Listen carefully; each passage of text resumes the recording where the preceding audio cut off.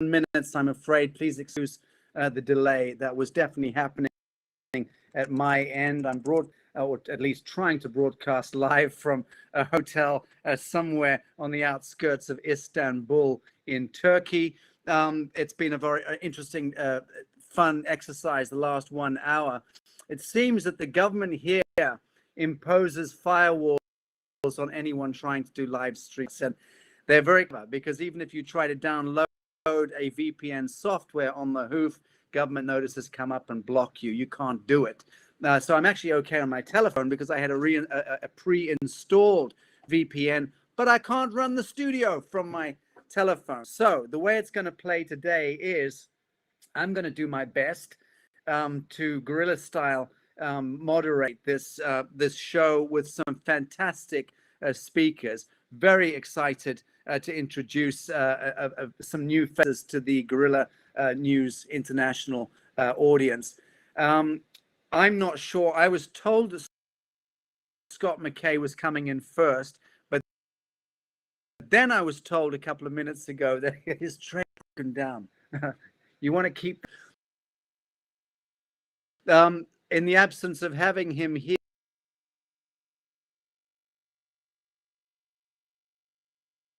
Invite my beloved, beleaguered, that indeed, so I'm dropping you in live right now. Hey, Sasha. Scotty, good to see you. Good to see you, my friend. Very good. So Scott told by Joanne that the Patriots Street Fighter Honsho is running late. I'm hoping he gets his trailer fixed and can jump on the line. And I'm just looking in the back to years, and I'm going to bring her in. Mel K. Hello. Hi, everyone. Hi, guys. How you doing? Scotty? Sasha? Hey, Mel. Good to see you. Good to see you, Mel. Well, I just met your better half. Delighted to have met him for the first time behind the camera. So, yeah. I see. Yes, it's helpful to have more than one person doing Mel, everything. I apologize to you and to you guys for the obvious delay that's coming in from my end. That's because I had a weird little proxy my end. I'm hoping you can hear me okay, but there's bound to be a bit of a delay, so forgive me on that score. Scotty, I'm dropping you in the Mel. Please kick us off. Scott McKay is supposed to be on, but I understand he's having some difficulties with his trailer. Stick to you and ask you, please, midterms coming up. Countdown, not just for Middle America, not just for the United States of America, but for the entire planet, because what goes down in a few weeks' time is going to have ramifications of global import. Please take the floor. What's happening in the United States? Well, what is happening is so much is coming out right in time for the midterms that it's hard to deny that this is a concerted effort to get as much truth to the people as possible in one fell swoop. We had a big stuff happen this week in the Durham case. We now know without any doubt that the FBI knew before anything happened with the Russia hoax. Not only was it fake, but was offering $1 million to Steele for anything he could get to prove that it was real, and he could not do that. So we already know the FBI did that. We have more things coming in about surveillance of the American people through big tech in cahoots with the Biden regime, which everyone should be aware of. On top of all of that stuff, we have the American people really have had it. I see more and more truth, more and more brazen honesty. And as the censorship and the cancel culture heats up and is hitting more and more people that used to be mainstream, the more people have had it. And I see a big backfiring.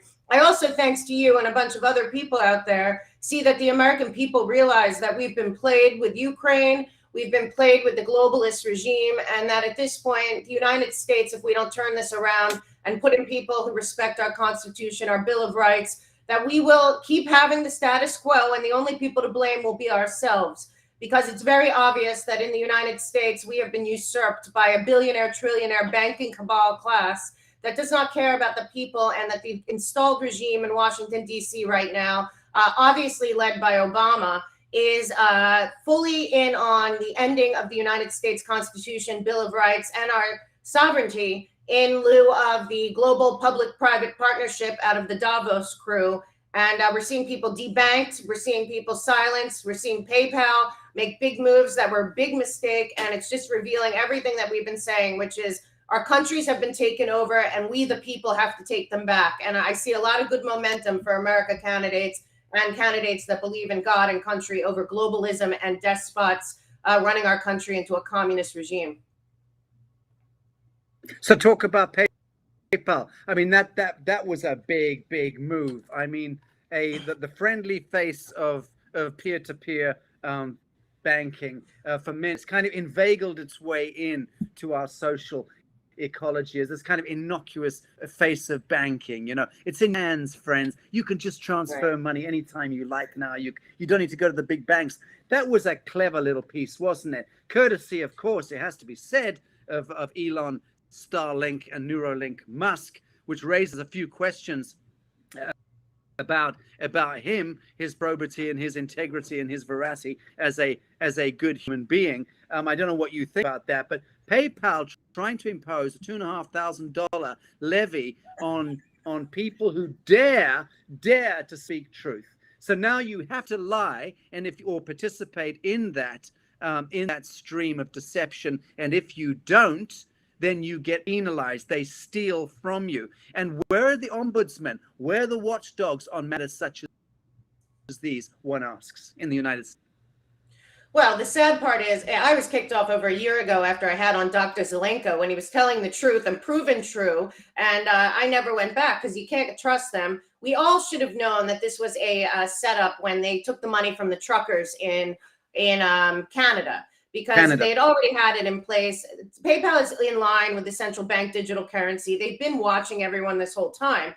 The big problem is that one of the big frauds in America, the ADL, it's the Anti-Defamation League. It used to be supposedly to fight anti-Semitism. But then during an Obama globalist popped in there and took over the ADL. The ADL teamed up about a year ago with PayPal to monitor speech and cancel accounts. They've gotten more brazen as they've become more and more desperate to hide the truth, to suppress voices. And the ADL has written up a whole thing with this fraudulent news guard and lead stories, the same mentality, the fake fact checkers who are the worst of the worst, claiming authority that they do not have because somehow they worked at CNN or New York Times or the Washington Post, these propaganda outlets, and they decide they're the authority. They all teamed up with PayPal to monitor us. And yet again, it's another situation where the people have to understand you are not free in this country as long as these people have power. And I suggest everyone take their money from PayPal. There are other options out there.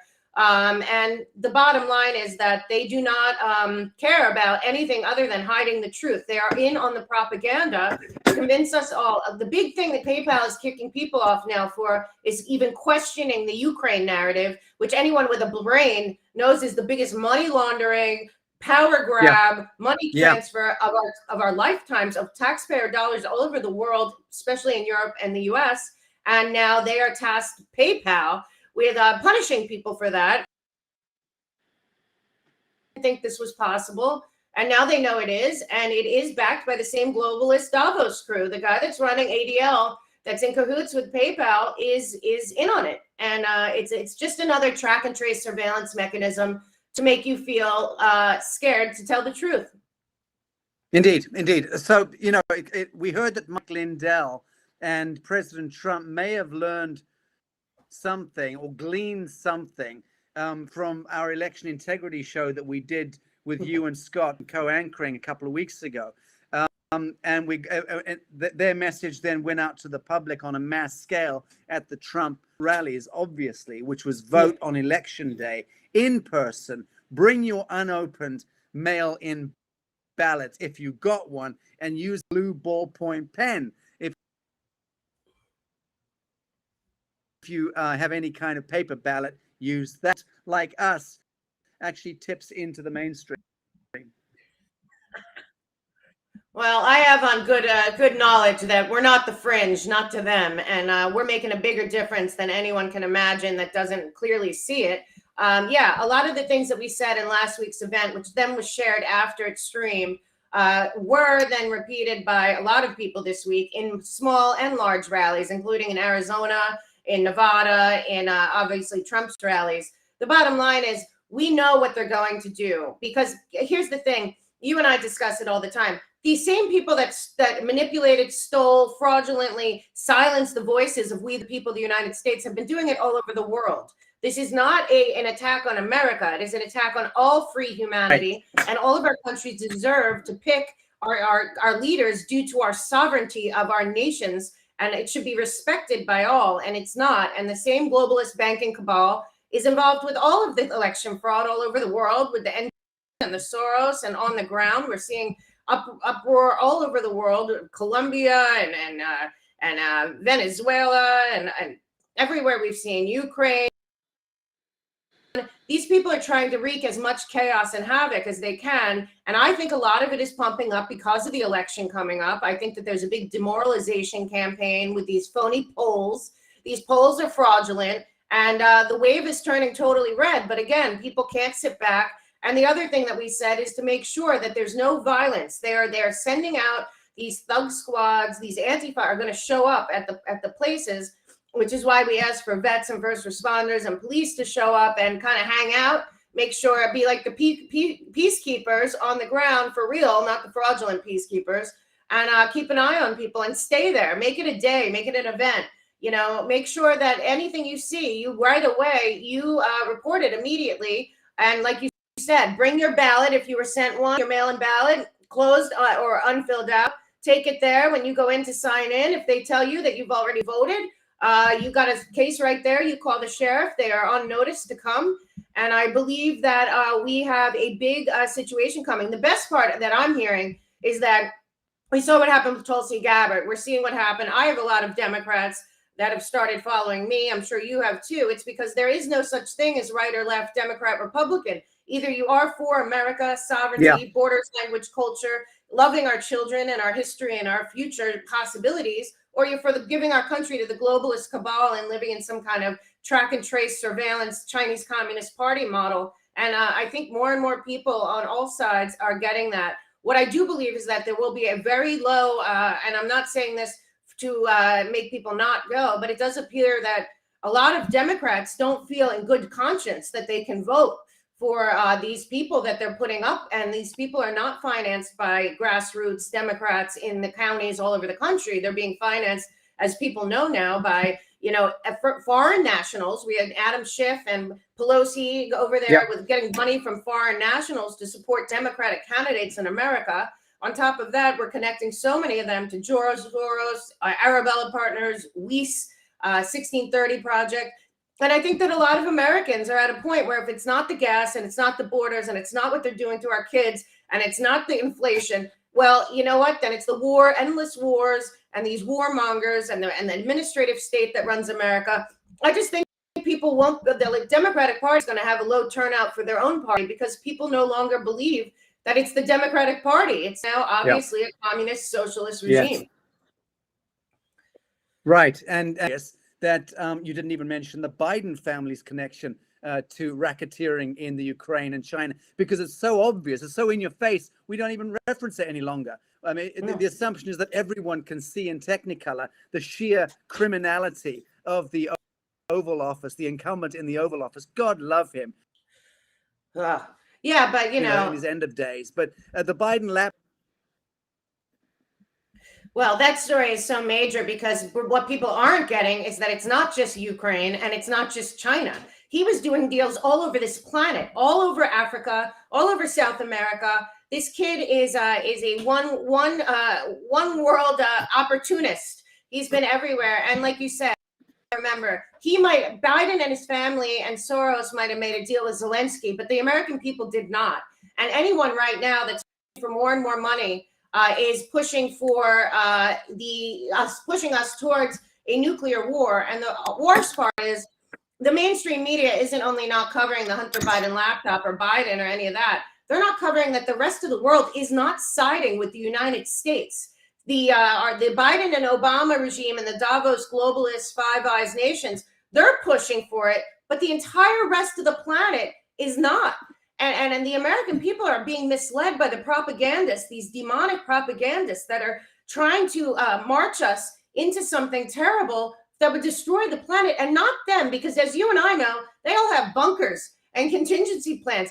All the better if there's a nuclear war to a lot of these people. So, you know, we do have to remember that we are not alone in this planet, but that I have seen, because I read a lot of foreign papers, there is a propaganda campaign, which might be the National Endowment for Democracy and the NATO alliance, that is really trashing the American people and blaming we the people for all of this. And you know what happens then? Like in every war, that's why we went into Iraq. That's why we went into Libya, because we the people were convinced that it was no noble cause in the war that is going on right now. And the only noble cause is talking about peace. And it is the Biden regime that is rejecting peace. It is NATO. It is not Russia that is not open to peace talks. That is not true. And I believe, frankly, that Zelensky is losing power.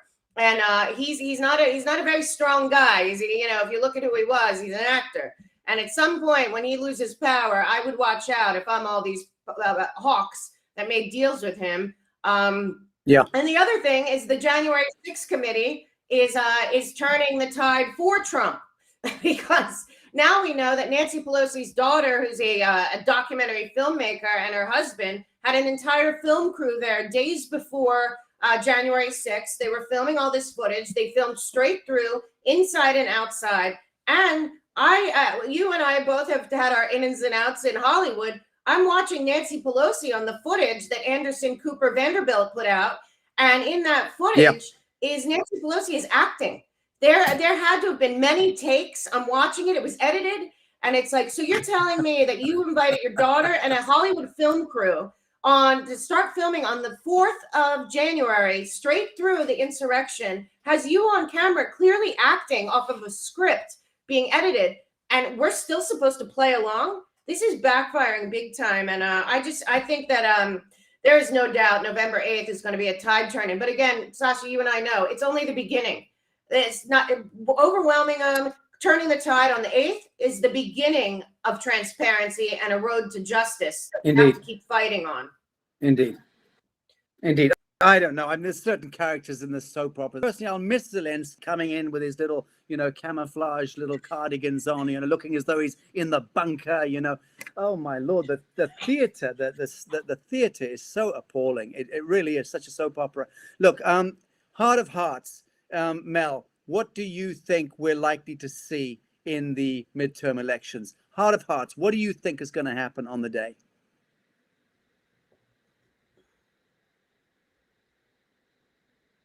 I lost you for a second.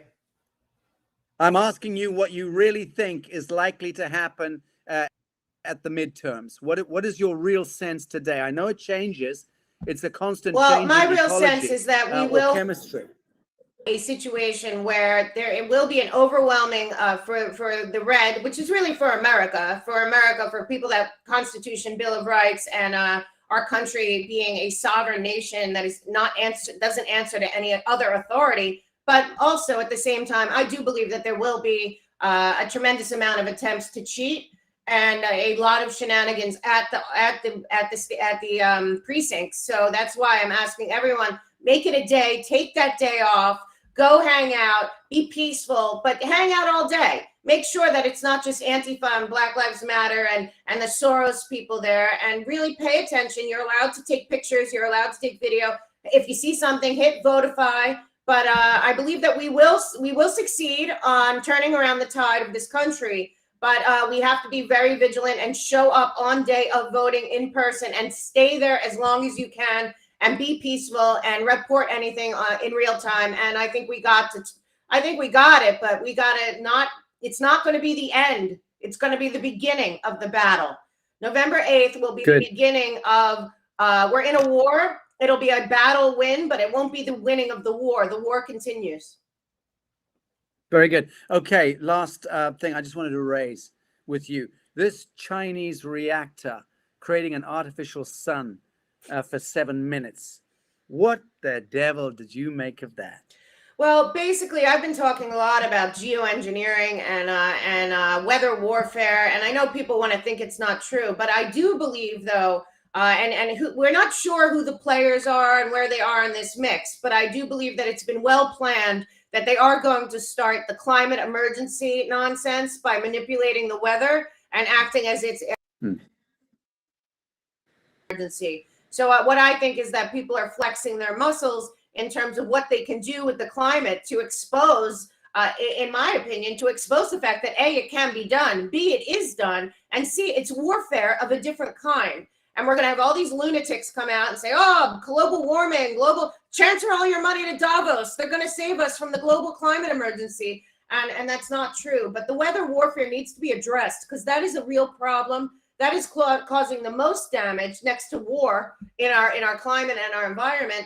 And I think people have to be aware that the UN and all their partners are stepping up their propaganda and censorship campaigns against anyone that questions the climate emergency. So whatever they're doing right now with the climate is to set us up for them to drop a climate emergency, try to go right back into the COVID stuff under the guise of climate emergency. It is not real. It is not true. It is them doing it, and we need to reject it and not let the fear of the unknown blind us to the truth that it is manufactured. They can do it through HARP. They can do it through CERN. They have places all over the world. Antarctica, all kinds of places have the ability to manipulate the weather, especially with satellites and all of that. So I just ask people to please do not fall into the trap and be awake that we are under attack. And also, you and I know there's a multipolar world war that is not about any of us. This is the leaders of these countries fighting for supremacy. So if you're seeing China do something, and the weather warfare, kind of everyone has to be in on it because it's the atmosphere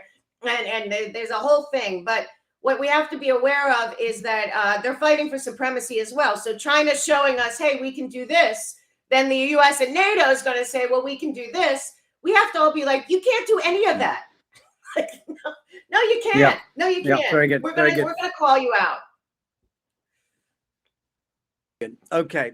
So just before you go, because I know you're heading to the airport, so I've been told. Just to announce, to let my audience know that Liz Scott, known as producer Liz, to those who know and love her, is going to just jump on quickly before Mel heads off, so you guys can just catch up, and then I'm going to introduce Liz to the audience. So just let's bring her in my here. Girl. There Hey, she Liz. is, my Good to girl. We used to do a show every day, every Thursday for 2 years. How you doing? I'm good. Well, I talk to you often. Hey, but I have to ask you guys, 100 billion in laundered money. But got it? Yeah, I didn't. I lost you for a minute. You're gonna have to tell me again. I think we all lost you. We all lost you there, I'm afraid, Liz. Do you hear? I'm so sorry. I also lost one more time. Okay. Drum roll. Here we go. 100 billion in laundered money to the Ukraine. Yeah, I mean, listen, well, I think what she's talking about is that Liz and I, for over 2 years, were waiting and watching the Ukraine money laundering situation, saying that we knew what was going to happen there and that there was going to be a war no matter what, that it was going to be manufactured and part of the Great Reset, which it is. And I think really we just have to realize that the war is on us, and and this is where we fight. And that's the truth. This war is not on Ukraine, and I feel for the Ukrainian people. This war is a money laundering, big financial transfer of wealth, the whole world's wealth, to this group of Davos people acting as if it's Ukraine. And I feel terribly for the people of Ukraine, but the war is on all of us by these people, and we really have to recognize who the battle is against, and really shut it down, because we the people have more power than any of them. That's probably one of the best people who, when you see all this darkness, light that is shining. And Mel is, so what I was saying before, much better, right? How do you carry 100 of laundered money to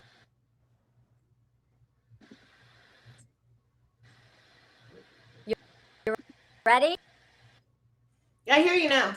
Ukraine it. Oh, Ukraine it. I get it now. I got it. You got I got that. it. I got that piece. Unfortunately, much of Liz at all, which is unfortunate. Joanne, troubleshoot. Is there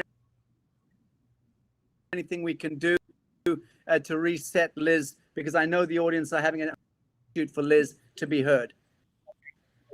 Yeah, I'm going to call Liz. Liz, I'm texting you. Are you seeing it? I'm going to call you because it sounds to me just like things are loading and running in the background. So I'll call you. And Mel, you and Sasha talk for a minute and we'll go off Liz. Okay.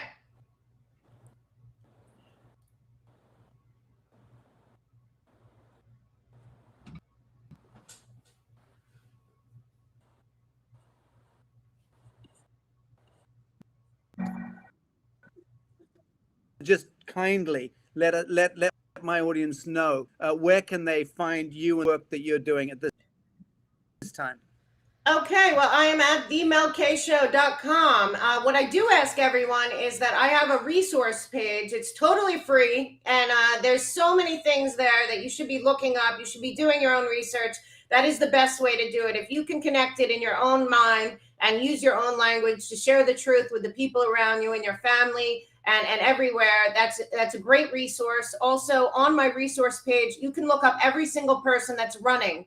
And you can look at where their money comes from in Open Secrets and the IRS data bank. And when you see any globalist backing anyone, I don't care if they're right, left, middle, center, libertarian, whatever they are, if there's a globalist backer financing them, you make sure you let everyone know they are not what they seem. Also, our big main hub is Rumble, the Mel K Show. We have a great newsletter that's free as well. You can get themelkshow.com. And we're on BitChute, Cloud Hub. We're building our Truth Social, so meet us over there at the Mel K Show at Truth Social, Getter and Gab, the Mel K Show, and we are always open to people sending us tips and information and insight. I'm a good researcher, but there's great ones out there that I'm always happy to hear from, so always feel free to get in touch with me on my website, and we're pretty responsive there as well. Great stuff. Thank you, Mel. What advice have you got, truth and disclosure merchants? I know that a lot of the younger generation have been woken up, especially during the last couple of years of COVIDiocy. They've been woken up to the paradox of living in a false light reality and what it means to be bombarded by spellbinding from academia, mainstream media, Disney films. There's a lot of awakening to the satanic elements in our populist culture, which people like you and I know has been a very long-standing kind of Masonic traditions, which have inveigled their way into the mainframe essentially over the last century in the main, so it would seem, unless you want to get into the Grand Tataric history bit and then start to realize, hang about, this has been missionaries standing. These kind of grand deceptions are an old, the Sabbatean visible mastery, all of that stuff. My point being that in the era of COVIDiocy, I think, has created a new wave of youngster, people probably in their late teens and their 20s, who just aren't buying any of the bullshit anymore. And they probably start marijuana, which is a good thing in their case. And for those guys to get into media, new media, to be influencers, to be a voice that matters, to be heard, when they're being blocked and stymied and cauterized by PayPal and obviously the Google Gestapo, what's your advice to up-and-coming truthers? Yeah, I mean, for me, the more the better, first of all. Second of all, we are seeing that the mainstream media, Hollywood is not making a profit anymore, guys. The streaming stuff is not doing well. As even Barry Diller, one of the kings of Hollywood, said not too long ago that the streaming services have totally diluted talent and quality of programming to such an extent that they have to go outside. He's going back to theater, he said, and he's one of the main guys that are involved. And the bottom line of the story is you got to find outlets. You got to be brave. You got to get up there. When you start a podcast, don't say you're going to start it. Start it. Start it. Do not read the comments. They have bot farms and troll farms and inside people that do it as well to shut you up because they're jealous or they're combative. But start it. Don't stop. And then you start it over all the platforms. And you just, if it goes down one place, you be set up somewhere else. It is very important that we recruit and welcome as many people as possible into the fold. It is also important that you do your research. I'm not always right. Sasha's not always right, but we put out as much as we can. When we are wrong, we correct it and move on. And just do not give up. Do not stop. The censorship, it's backfiring. It is backfiring. There is a whole new Hollywood starting. There's a whole new music business starting. I know people building studios all over the place outside the system. There's finance coming in from outside the system. People are realizing that this system is over. Also, the satanic group is very exposed. We know who they are because they obviously are in a position where they have no choice but to continue to be the voice of their insane communist and Marxist satanic movement. And we see them again and again, and everyone else can see them. I don't know if everyone saw Kim Kardashian booed by an entire audience at a football game last week, or people are turning off. They're saying these disgusting, when I left Hollywood, I was actually working at E, and I had seen a lot too much. I saw the child predator. But I also saw that reality TV was some kind of like voodoo on the humanity. It was bringing out the worst of the worst in people: vanity, greed, materialism, sexuality, deviance. And it has been a psyop, in my opinion, fully controlled, and people are rejecting it now. And what I honestly have to say is anyone that's dividing in any way, I would go the other direction. The good people out there are uniting. And if they have something bad to say or they don't like somebody else's work, they don't say it. They can move on and keep doing the best work they can. I've had problems with being attacked, and Liz is the one person I always have gone to for the last 3 years. And she says, just keep doing good work and keep the blinders on and keep going forward. And there's a lot of people out there that flip around. They seem to be good guys. And then but next thing you know it, they're out there attacking people that you love or that are doing the best they can. And the other thing is there's many voices out there. Listen to everyone that you like and take what you believe, go with that and leave the rest. But don't pick sides. Go inside and trust your gut. And if you want to start a podcast, go out there and start it on multiple platforms. And if you get kicked off one, have a backup. We need more voices. We need more bravery, and it's contagious. So that's what I would say to anyone wanting to start it. Good. You Thank get a Mel. My girl. Have a I think you're in safe now. flight. Thank you, baby. Okay, good. Appreciate it. Mel and I both know from our time in life. Thank you, Mel. Talking about. Beautifully. Bye. Thank you, guys. I'll see you soon, Sasha. Thank you for everything you're doing. Bye, guys. See you later. You need to run now, Mel? Okay, bye. You're going in and out yourself.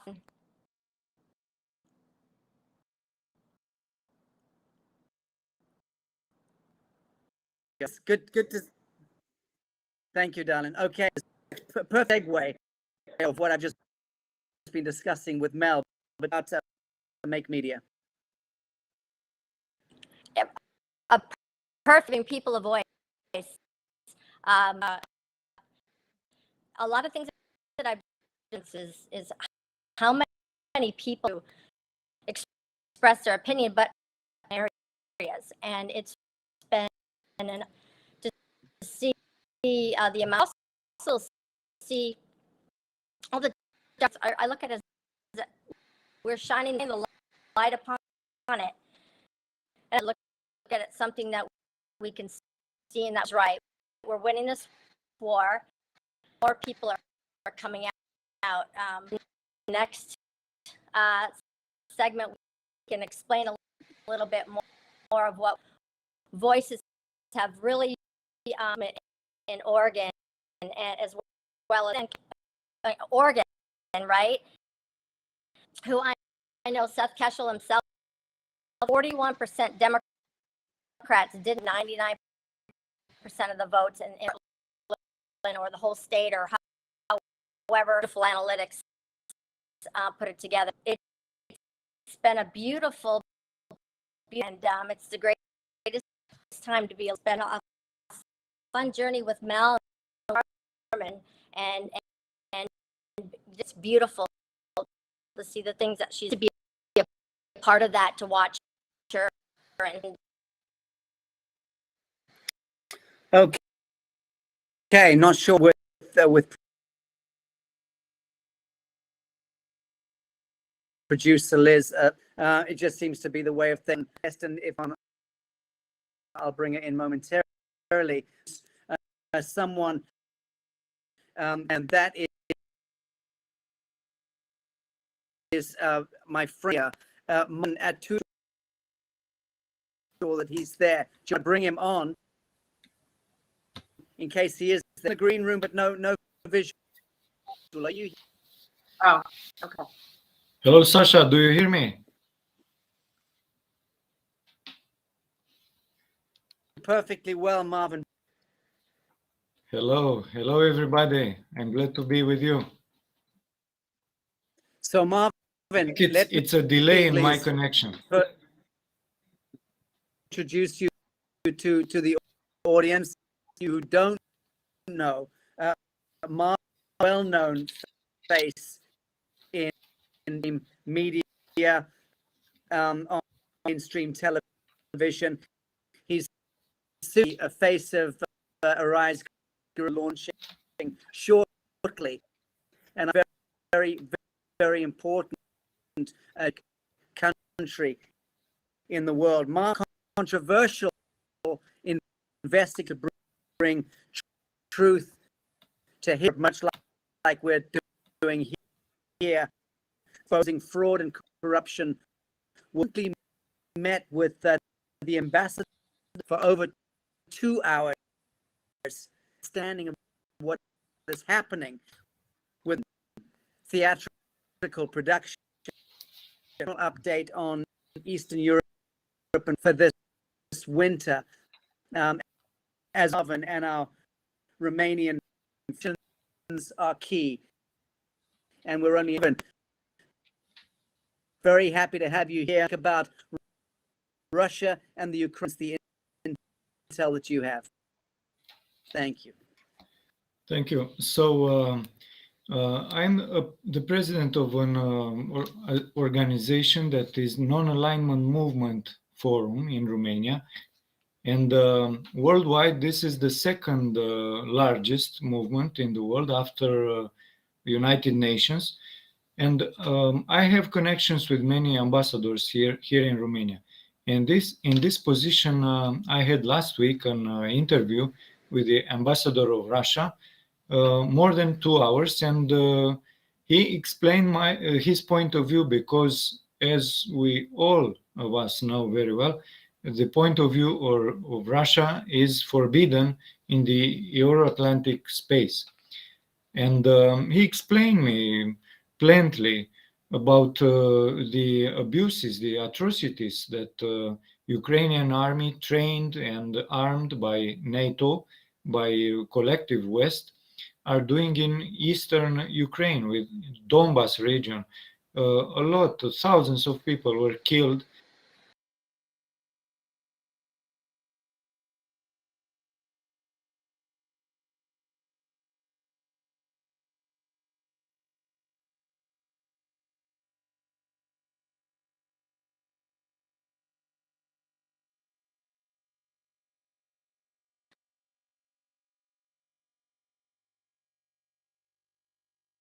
Everything what happened until then, and this justifies the action of special military operation of Russian Federation, because in Romania and in all the Euro-Atlantic countries, the situation is presented as Russia, under the dictatorship of Putin, suddenly started to attack Ukraine in February this year.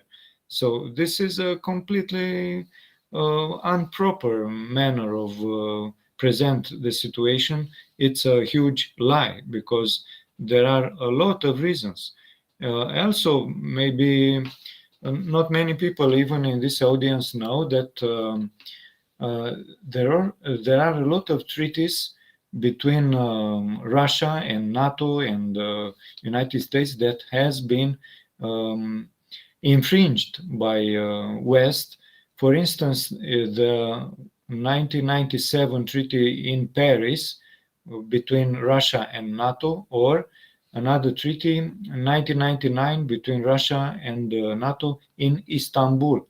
And now we assist at a very strange situation that the international right are replaced by the so-called order based on rules made by collective West, and especially by United States.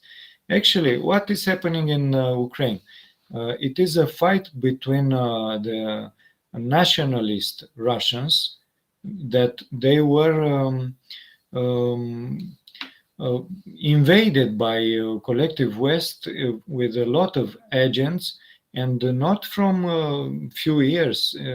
The coup d'etat started in 1917 with the Bolshevik Revolution, and from that point, the Jews, the Khazarian Jews' presence in Russia was constantly, with some fluctuation, especially in the time of Stalin. But as the Russian media showed in plain view, Putin started to expel this CIA and a lot of Western agents from Russia, and now Russia is on the path to its sovereignty, to its nationalism. And the collective West, there is this expression, but actually we know that it's the globalists, and they want this new world order, and they work with these secret organizations. It's important to know that in Ukraine, for instance, their plans were so developed that 500 oligarch was in the beginning of in Russia, 500 oligarch were in the beginning of 2022, and now they are expelled. They have to run. Some of them are dead now because they insisted to be this transmission between the power of West, of Khazarian mafia in Russia. And Putin, or Siloviki, if you heard about this, it's a council. Russia is not led by Putin only. It's a collective rule. About 30 people, all of them are nationalists, are conservative, Orthodox Christians, and this oligarch has been thrown out from Russia, and now Russia is very close to its sovereignty, and actually it's the last bastion to keep this globalist satanism away from the world, and they are desperate. I mean, the globalists to conquer Russia. That's what is happening shortly in Ukraine. And now about this situation with the bridge to Crimea in the Strait of Kirsk. What happened there? It was a ship that, under this pretext of humanitarian help of grains, making these roads to Ukraine and back to West, transported explosives to Bulgaria. Then from Bulgaria, these explosives camouflaged in rolls covered with film cannot be detected by scan, were transported with a truck through Crimea. And they changed the track to lost these traces, but and also they bribed the guard at the frontiers, and they managed to enter on this bridge, and they calculated to have this explosion exactly on the same speed with a train that transported fuel. And these two explosions, the fuel from the train and the truck with tons of explosives there, made a significant explosion, but not enough to damage very much this bridge, which is very, very strong. It's the longest bridge in Europe. And the Russians managed to repair the bridge in 4 or 5 days. And now everything back to normal. And it's important to understand who did this, because as we saw with the Nord Stream pipelines 1 and 2 and the Zaporozhye plant, the West pretend that we don't know who did it. Maybe it was the Russians themselves, which is absurd. And in this situation with the bridge, the investigations showed that the organizer of the terrorist attack was the head of military intelligence of Ukraine, and we know his name is Kirill Budanov. And he had, of course, some accomplices in the preparation, and many of them were detained already. 12 mainly accomplished, but 8 of them are already detained.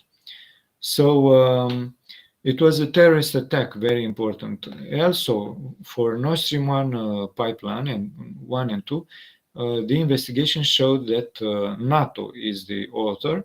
And I'm sure your audience, Sasha, know that Biden and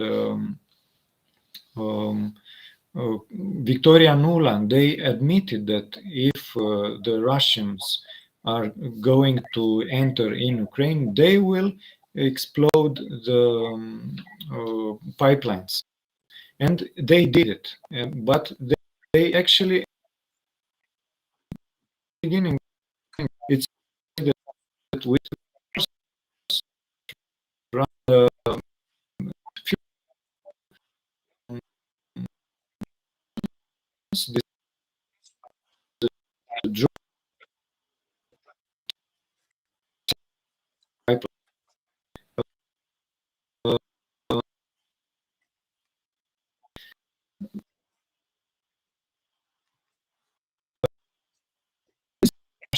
sources,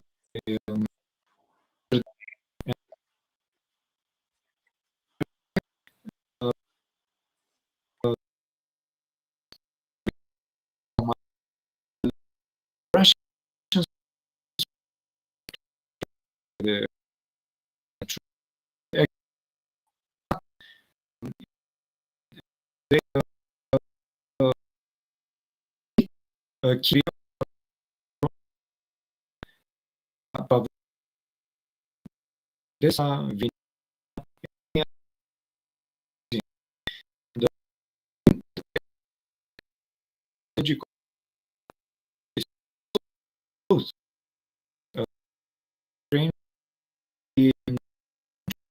of the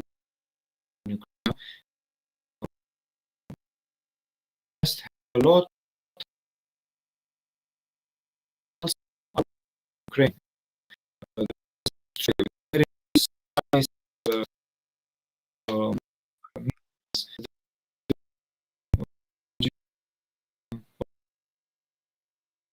enough of Ukraine without electricity and with internet.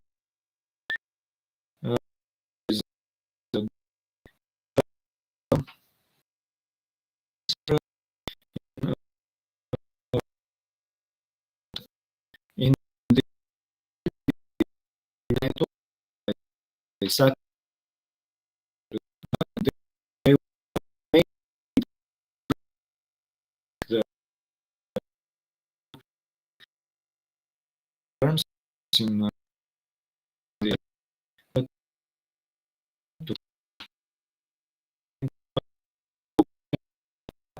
to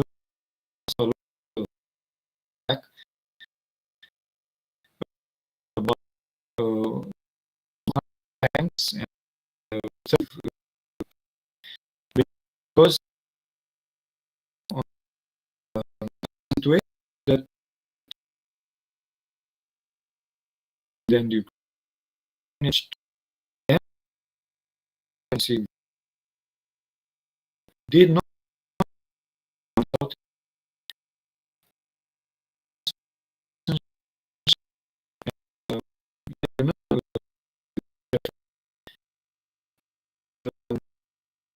reach to this of land, and of course the actions are very strong.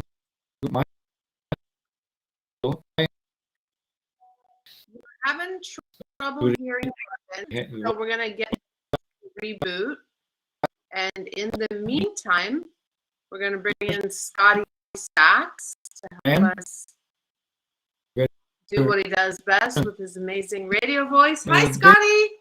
Hey, Joanne, how you doing? How is everybody? And Good afternoon, everybody. And liberty. Glad you can make it through Arise Guerrilla News. Little technical difficulties, which happens with live productions. I've been producing media for 40 years, and this shit just happens. So how about we bring on Scotty? Well, Sasha's gonna, I'm sure, try to get back on, and magically he always seems to be able to get on somehow. Why don't we bring on Major Gerald Malloy? Here he is. Hey! He just won the Republican primary in Vermont. Congratulations. Thank you very much, Joanne and Scotty, and it's great to be on the show here. Great victory. Thank you. Yes, that's the primary. It was back in August, and going back to last November, Senator Leahy, 48 years, Democrat, decided to retire, and that's when I first started thinking about running. I was alarmed at the direction our country was going in back at that point. I think I made the right decision because things have certainly just gotten worse since the last 10 months. So, you know, what I'm offering Vermonters is resonating. And I think it was Mel talked about it. Get back to the Constitution, start promoting economic prosperity, ensuring defense, security, and order. I have some ideas behind all that. And Vermonters are ready for change, even here in blue Vermont. It's very exciting. The question is, does Pat Leahy, Nancy Pelosi, Chuck Schumer, Adam Schiff, do these people win their election over and over again, or are they installed? What's your take on that? Well, I think they win, but I think I can tell you Vermonters have had enough, and Vermonters realize that what has happened here, what I think has happened, I think they realize the far left has hijacked the Democrat Party, top to bottom, President, House, and Senate, and they're running the country right into the ground. And all this massive overspending, defund the police, unsecure border, drug problem. We have a drug problem here in Vermont. We have a crime problem here in Vermont, and people are fed up. Okay, so I actually happen to know your story, so I can kind of ask you, since I talked to your lovely wife, Stacy. Yep. You guys, Gerald and Stacy, have 4 kids, yes. Right? Yep, 4 kids, 3 in Vermont schools, and for me, went to West Point, served in the active Army, 22 years all over the world. I'm a veteran. I was in Desert Storm, fired 650 MLRS rockets, helped liberate Kuwait. Done a lot of emergency management. Been in business the last 11 and a half years, mostly in DC, providing services to government organizations, mostly the military.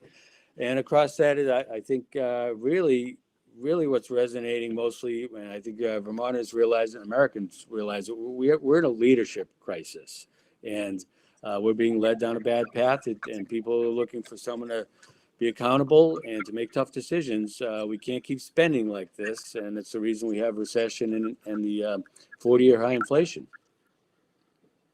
Yeah. Okay. So I think this is what, and I was hoping, when we look at people on the show, we love your story because I think a lot of people, we mentioned this on the election show, are kind of just defeated. What's the point in even voting? And especially for a Freedom First, non-Republican establishment candidate, you guys, this is really important because Gerald basically symbolizes this kind of victory Mel was talking about that we could conceivably have on November the 8th.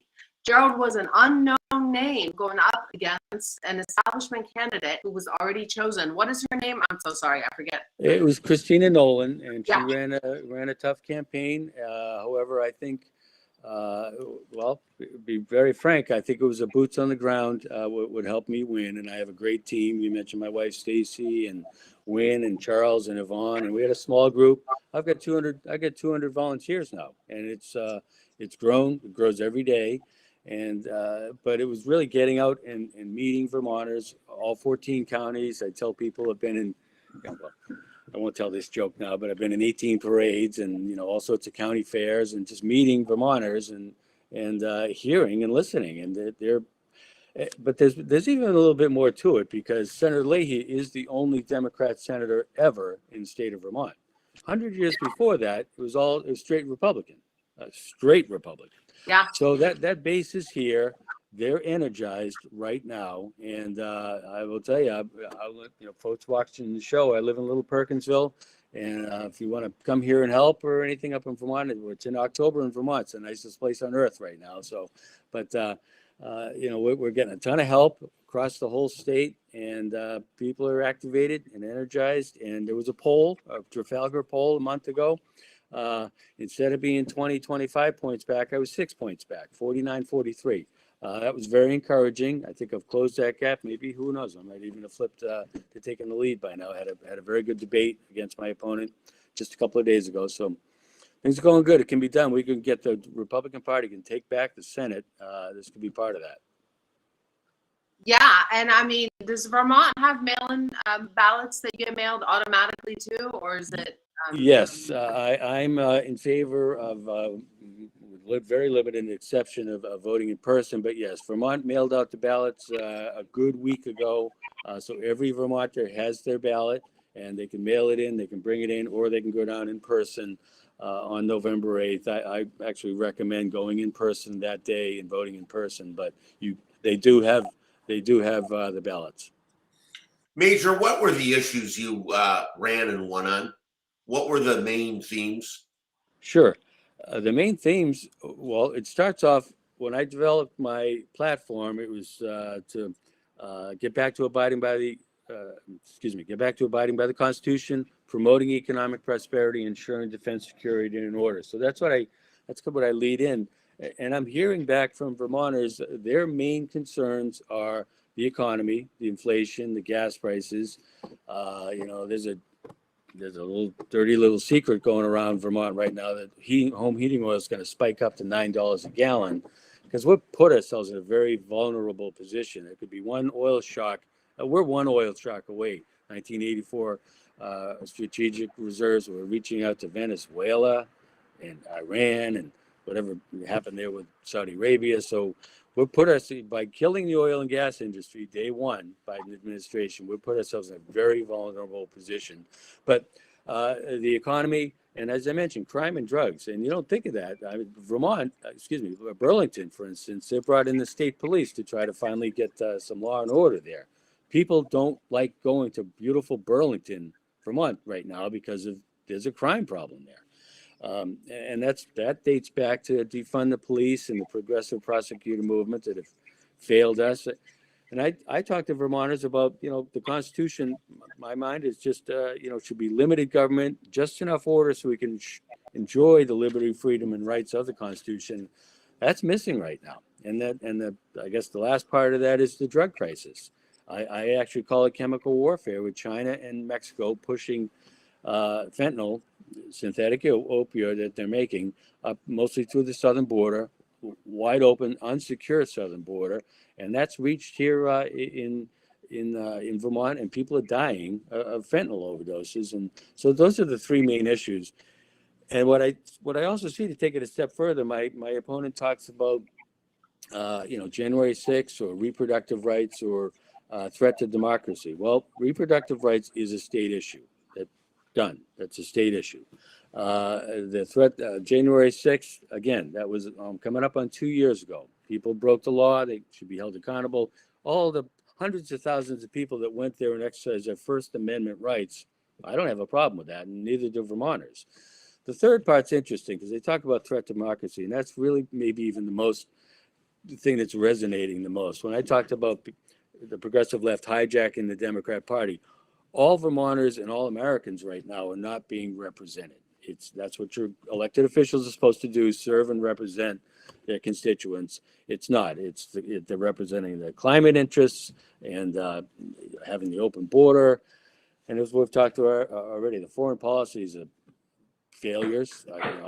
We have war in Europe. So Vermonters look at that collectively and are ready for change. Okay, I'm going to jump in because we put this question together with Stacy. So your advice to non-establishment candidates. I know that you guys went out and you really connected with the people and you feel that that's what got you over. Do you have any tips? Because there's lots of people running who are endorsed, for example, by General Flynn, but not Trump. You know, in Michigan, we got Donna Brandenburg, who's been on, endorsed by General Flynn. In a minute, Jackson Lahmeyer is coming on, who was endorsed by Flynn, didn't get endorsed by Trump. So then you get into these like battles to where you've got the big guns. And then how did you overcome that? Well, for me, I've said all along I'm running on my own merit, and I have 42 years of service, and military and government and business. I think I have very qualified, have a lot to offer there, but it's really, as you mentioned, it's really just getting out there, engaging Vermonters, and I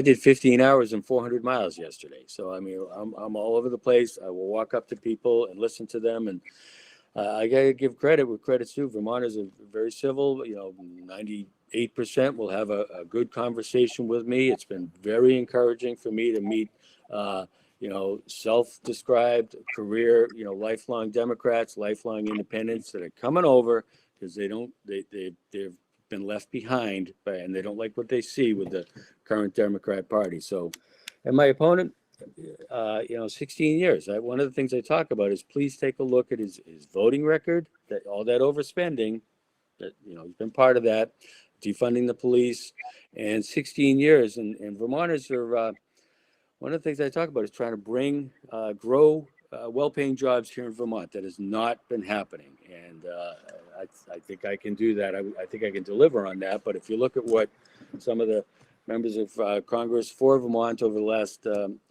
decades, including my opponent, 16 years, what exactly have you really accomplished for Vermont? It's not much. Well, we're going to have to move along because we're already late, but we're so honored you made the time to come on. And it was my pleasure.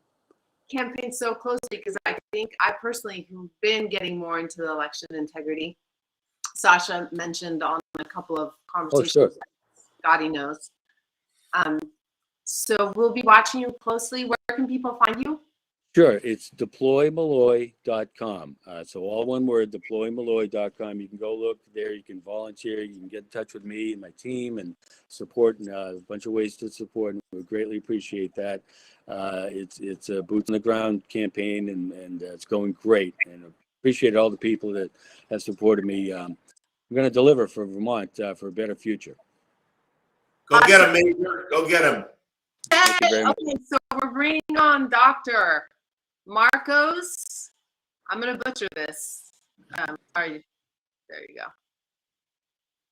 go. Scotty, say something good. You're so good at this. Well, it starts with Marcos Christides, I believe, is who we're bringing on. Can you hear us? Please tell us you can hear us. Hello, everyone. Yes, I can hear perfectly. Greetings. Greetings from Greece. Dr. Marcos, how do you say your last name? Because we're going to butcher it. I am.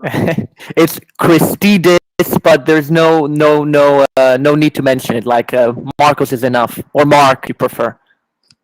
Okay. And since I'm not at all remotely good at apparently anchoring, I'm just going to let everyone do their own intros. So do you want to just introduce yourself? You're a hematologist in Greece, and tell us what you've been going through with your leave and everything else. So yeah, first of all, I'd like to thank you and Sasha for inviting me here in this show, in this broadcast. So yes, I'm a basic specialist trainee in hematology. I'm a medical doctor. I'm also a licensed acupuncturist, and I live and practice in Athens in Greece. So the situation here in Greece is like the following, let's say. We're about 20,000 healthcare workers in Greece who have chosen not to receive the COVID jab. And I'm gonna refer to it as a jab because it's not a vaccine, guys. I'm sorry to disappoint some people, but it doesn't fit the criteria for a vaccine. So we're about 20,000 in the whole country. This includes healthcare workers who work in the private sector and also healthcare workers who work in the public sector. I work in the public sector. I work in a military hospital. And since the 1st of September 2021, we've been suspended. Personally, I've been suspended for 13 months consecutively, which means I haven't returned to my position in the hospital. Basically, in September 2021, the government passed a law, a COVID mandate, let's say a COVID vaccine mandate, where if you didn't vaccinate and you were a healthcare worker, doesn't mean if you're a medical doctor, doesn't mean if you're a nurse or a technician who works in the hospital, or never mind, even if you're a gardener and you work in a hospital, you're suspended, okay, if you haven't done the jab. So the situation is like, we cannot work anywhere. We're not allowed to be employed anywhere. We don't have any insurance. Our years, our time here that we're losing while we're being suspended does not count for pension, okay? So I'd like to tell you that the government implemented this mandate because supposedly we were a threat to public health, okay? That was the idea back in 2021. But we know for a fact that this decision was not based on any science, okay? It was completely, you know, like passed into law arbitrarily. And it's been signed by it's been voted in the parliament that we're gonna remain suspended until the 31st of December 2022. Okay, so let me tell you, if I have some time, I'd like to tell you like a few examples, because from the moment that we were suspended, we never stopped resisting. We've had countless of demonstrations, protests, scientific debates, like anything you can imagine, basically. But I'd like to stress in two things. Basically, we had 6 healthcare workers from the public sector who did a hunger strike for 33 days, okay? For 33 days, they didn't eat anything. 3 of them collapsed. They went into hospital, and basically what they were demanding, what we were demanding, was to abolish this obscene law that based on which we're suspended.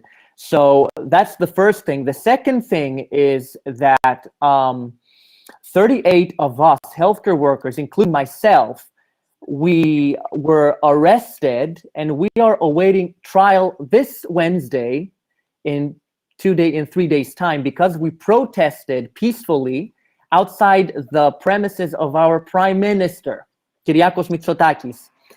And so we protested completely peacefully within the lines of the Constitution.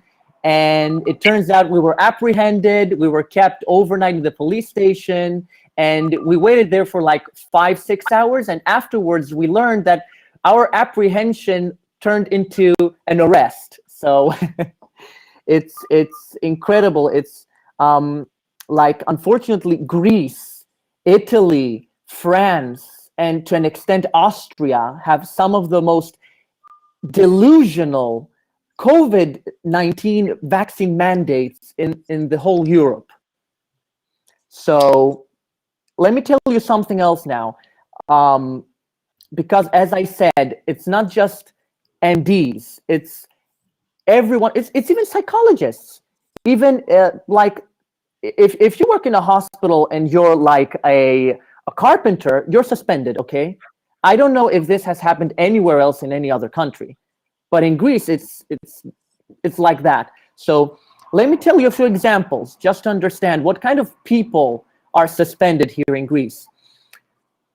The doctor who treated our health minister's father for stroke is suspended. This is how our health minister treats his father's physicians, okay? This is how grateful he is. The first female cardiac surgeon in Greece, because before 1991, if I'm not mistaken, we didn't have any female cardiac surgeons, okay? The first female cardiac surgeon in Greece is suspended. We also have our former representative to the WHO, a cardiac physician. He's suspended as well. And also suspended is one of the pioneers of neurosurgery here in Greece. I don't know exactly what kind of operation he performed, but it was something like if I've understood correctly, like a cerebral bypass or something like that. Don't quote me on that. Maybe the neurosurgeons know better than I do. He's suspended as well. Okay. And go ahead, yeah. Yeah, so I'm getting messages just about the situation. So I'm not remotely because it's an absolute debacle, and it sounds like it's more of the same that we have here in every single country. We actually have Catherine in the green room, who's from Austria, who I know is familiar with this. I wonder if it would be a good time to bring her up. I have a question for Dr. Marcus. Here in the U.S. She so he's talking about Austria having Yes, I heard it. It's good to see you again. Welcome back. I'm Yes. sorry because he was here to say Yes. hello. Scotty, you guys have Hello, been thank you for having me. I heard your words, and yes, it's indeed. I mean, in Greece it might be really awkward, but I think here in Austria it was the top. I mean, there was really a mandatory. But I spoke about that last time. We had the COVID theme last time, and you asked me to speak about the energy problem. Is that right, or did you change the topic? I had did. no problem. I actually will probably take you out again because obviously I don't know what I'm doing, but I just wanted you to speak to what Marcos, I'm just going to keep sticking with that, was saying. And yeah, we'll come back and talk about the energy crisis and everything. We'll give you a proper intro. So Okay. Thank you for weighing in on that. Okay. Thank you. Joanne, I have a Dr. question for Dr. Marcus. Go, Scotty.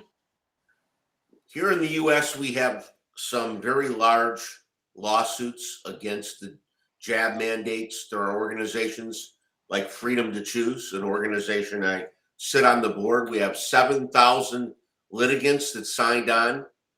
We have great attorneys in California pursuing. We're before a judge now, a judge to our case whose parents were in Japanese internment camps in the U.S.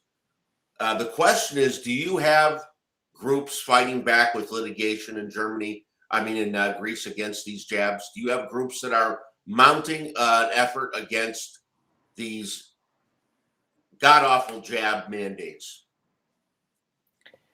Okay, so we do, in fact, we have a few lawyers who are collaborating with each other. The most prominent one is Nikos Adoniadis. He's a lawyer, and as far as I know, he's also cooperated with some lawyers abroad. But I'd like to stress on the following. Like 3 weeks ago, we had the honor to have as guest speakers here in Athens, Dr. Rainer Füllmich and Professor Suhad Bhakti. And Dr. Füllmich said the following. He understands that the legal system here in Greece is as bad as is in Germany, but he has hopes for legal actions in America, in the United States. And he did mention an example where, like, if I'm not mistaken, 10,000, I don't remember the number of the healthcare workers there in the United States. They were allowed to return back to their positions, and they were given like their money back, let's say. But unfortunately, in Greece, the legal system is really, really bad. It's like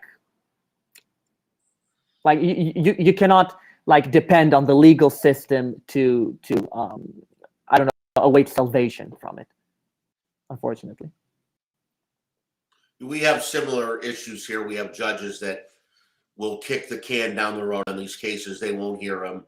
They'll throw the jab, any challenge to the jab mandates out of the court. But in California, we now have the largest lawsuit in the United States against everybody. There's 67 plaintiffs named in the suit, from government officials to hospital officials. Anybody who carried out the jab mandate in a position of authority is being sued in Los Angeles County for the jab mandates, and we're now in front of a judge. It's not easy here to get in front of an honest court system either. No, and actually we are gonna have to move on, but for a 2-minute question for Dr. Marcos, because you and I talked about it on the phone.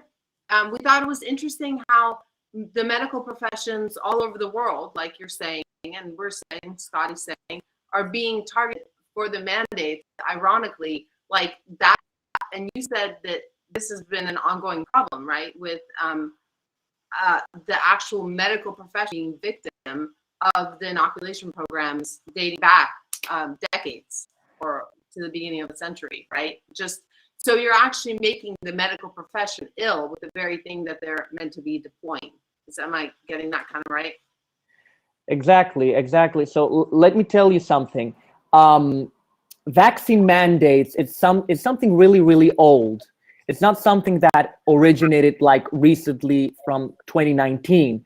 And I'm talking globally now. Like, for instance, let me say a few examples. Like, back in 1868, I don't know, maybe we have some people in the audience from Chicago. They will remember that back in those years, the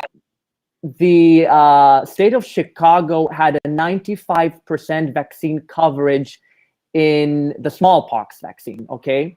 95% coverage. And at that time, they were using the smallpox vaccine as a means to implement fascist laws and mandates the same way they are doing nowadays. So here's where things get really interesting. 2 or 3 years later, I don't remember exactly when, the Great Fire of Chicago broke out, okay? And what did the government of Chicago do then? They made vaccination to smallpox a condition for people to receive relief supply for the Great Fire, okay? So if you were not vaccinated against smallpox, you couldn't receive relief supply, okay? So fast forward 1 or 2 years from the fire of Chicago, we have a massive epidemic of smallpox, again in the state of Chicago, which decimated the 25% of the state, okay? Now we're talking about a state which had 95% vaccine coverage with the smallpox vaccine, okay? But nevertheless, it killed 25% of the population of the state. So what am I trying to say here? They may implement these mandates regardless of whether they have scientific basis for doing so, okay? Let me tell you something else. It's really, really important. I'd like to stress on that. In Leicester, England, in the 19th, it's around the same date as the Great Fire of Chicago. It's around 1859, if I'm not mistaken. So back then they had mandates in Leicester where if your child was not vaccinated for smallpox again, until the age of 3 months, okay, 3 months, they were not allowed, the children, okay, to go to school afterwards, and their parents were either facing imprisonment, seizure of property, or fines, okay, if they didn't vaccinate their children at the age of 3 months. here's where things get really interesting now.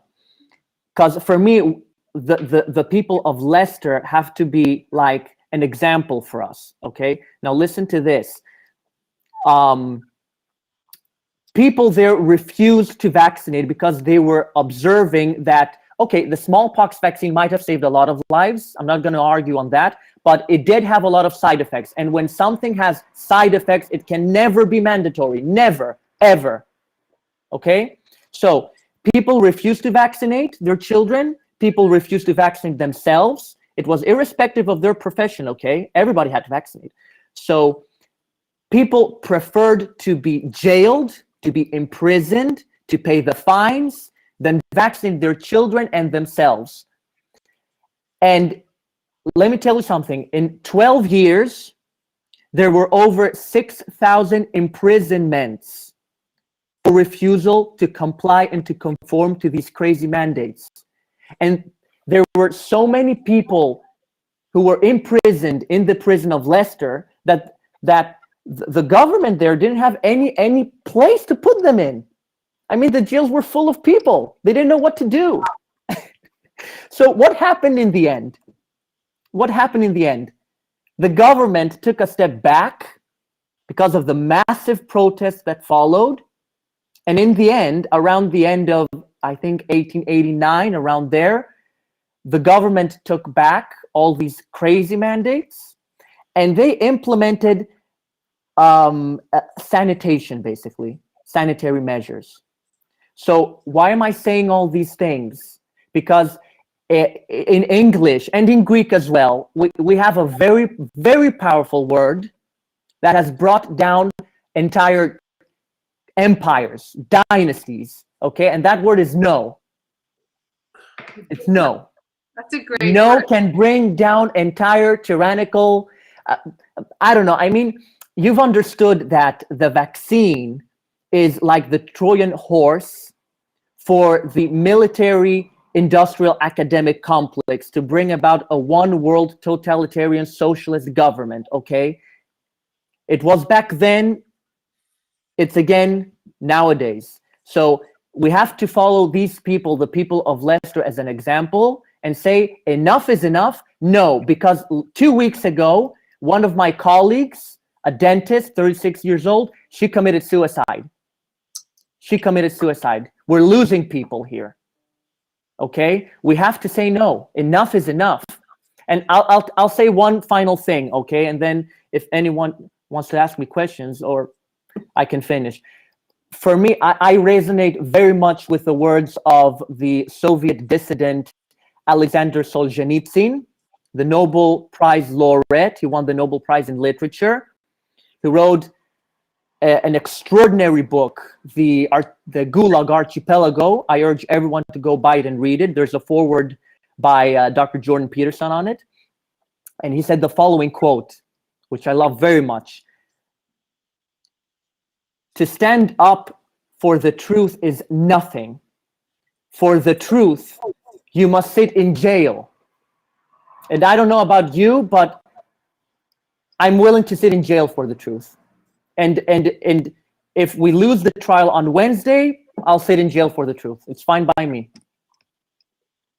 Oh my gosh. I mean, honestly, Scotty, step in here, but this has been one of the most beautiful testimonies. And well, they're all beautiful, but you brought something like a whole other angle, I feel like, that we haven't heard as we discuss these horrible programs, especially the history of them. Scotty, final words to you, because unfortunately, Marcos, we don't have enough time for additional questions. We're backed up in the green room because we were running so late. But I mean, I knew it was going to be special because you and I talked yesterday. But thank you so much for bringing this whole other side to this story, Scotty. Much obliged. Great patriot. You're willing to go to jail, and many of us are willing to die for the truth. We have. It's about our children. What kind of world are we going to leave our kids? And we don't tell the truth. What message do we send? So I'm with you. I'll gladly sit in prison or die for the truth. Thank you, Scotty. Thank you. So Marcos, I'm gonna bring in Catherine if I can get down to her. Okay. Thank you so much. It was a pleasure. Thank you again. I'm managing this thing. Here she is. Okay. If you want to stay and hang out, I'm going to bring her up, and you can feel free to even stay live if you want. We'll bounce the screen. I'll have to depart because we have the trial on Wednesday, so we have to contact with the lawyer. So I'll have to leave you, unfortunately. Okay, so I'll take you out, and Catherine, welcome back. Hello. I know a little bit about your history. You're from an Australian family. And not Australian. Sorry, not Australian. I'm in Salzburg, Austria. Not Australia. Okay, I'm just next to the border of Germany. I'm in Salzburg, in Austria, and the situation in Austria and in Germany is not so different. And as the gentleman described before about the vaccine and COVID and everything, we had we had terrible years, and it was really very, very difficult. But I think we talked about that the last time. I talked about COVID, I remember. And now it's on the top because first we had COVID, and already the economy was going down. Then we had inflation, of course, and then the war, and now we have the energy problem. So if you want to know what's the prospect, then I would say it could be doomsday. I'm not the type for doomsday, but you could think, okay, the economy will go down. I think in Germany it's definite. There is no reverse gear since the blowing up of Nord Stream 2. You don't have any plan B anymore. Before you could say, okay, stop the sanctions and open up Nord Stream 2. I don't know. Do you want to ask me a question, or do I just? Normally, what Sasha and I were looking at, your history. You guys, for those of you watching who didn't see Catherine on before, you have a really popular YouTube channel, right? Is it called Catherine's Truth? Is that the English translation? No, it's Catherine's Gaze, Blick. Okay. It's the view, but I have two formats. The one is rather spiritual and the inner conscience. So I'm in the garden and I speak about my daily view on the inner process. Yes, and the other thing is I'm with two other guys from Germany, and we are doing geopolitical analysis. As we have many people in Germany, especially in the former eastern part of Germany, they don't speak any English. They speak Russian, actually, because they had Russian in school. So they don't speak English. And this is why we do the geopolitical analysis for the German-speaking community. And my YouTube channel was or used to be very, very big. It was 165,000, and then it was cut down 3 times. And now I'm sure I'm shadow banned because it doesn't match the figures, but that doesn't matter. That's not why I'm doing it. Yes, and I used to be a journalist. This is why I'm used to doing this work, this kind of work. Yes. Yeah, and one of the things that we wanted was to talk about, the economic outlook in Europe, which you already touched on. We all are preparing, generally speaking, our German-speaking friends, not just Austria, not just Germany, but even, we have other activists, from the Netherlands and Denmark and who are speaking to us. And we're heading into winter. So they're telling you guys to chop wood, right? And stock up on wood. And they're getting incensed that you're mad about the prices. So what do you see actually, like you're saying, Armageddon? No, I don't see Armageddon. I see actually, yes, very difficult times, and it could be that, as with COVID also, the elder people or the weak people, that it could be a problem. We don't exactly know what it will look like, because at the moment everything seems normal, and there are lots of people that don't have any clue. They are not interested, but from the logic, it's clear that it cannot go on like that. That the winter is coming and it will be a problem. For Europe, okay, of course, you have the UK economy, which goes down, and the Bank of England, and also the energy in Britain. In France, they have nuclear power. So, but even though they have this rights now about the energy, so it's still a problem. But they have their nuclear power, and also in Holland, in Netherlands. You spoke of Netherlands. So what I really think is that Germany is the most problematic, and it's also the most powerful. I mean, you have Russia and Germany, which are the two biggest in Europe, and this is why they tear them apart. They never want them to be together, Russia and Germany. That was the goal already in the First World War and the Second World War. It was always the goal to keep them apart, never to have them working together. That's the Brzezinski order. I think you know about it. I think keep Germany down, keep Russia out, and keep the US up. I mean, that's the logic. And this is why you have Germany, which is really the melting pot of the problems at the moment. They are like in a cauldron, like being trapped. And the biggest problem will be for Germany, because Merkel, what did she do? She put down all the coal at the Green Party. They said, okay, we have to, the climate, we have to close all the coal industry, because so there is no coal. Do you say coal? Is that right? Joel? No. What's the word? Sorry for. Is it coal? Isn't it? No. Coal. It's coal. And Scotty, if you can just fill in if I'm looking down, guys, because I'm still doing the production duties on the back end. Yeah. Yeah, and then they shut down also the nuclear, all the nuclear powers in Germany because of the Green Party. And I mean, it's completely hilarious, because now, after all, they are talking about reopening the nuclear power again, which is not so easy. I mean, it's not done by that. And of course, turn it on. You don't just turn it off. Exactly. And then you had Nord Stream 1 and Nord Stream 2. And Nord Stream 2, the US was always against it because they don't want Russia and Germany to work together, because then they are so powerful and the US would be out. So, but at least we had Nord Stream 1. And now with the hit attack on Nord Stream 2, or on Nord Stream 1 and 2, that was the game changer. That was really... well, since then, you have no hope that there can be any change or any positive outcome of this gas problem. Because you have to know that since World War II, the German economic wonder has only been possible because of the cheap Russian gas.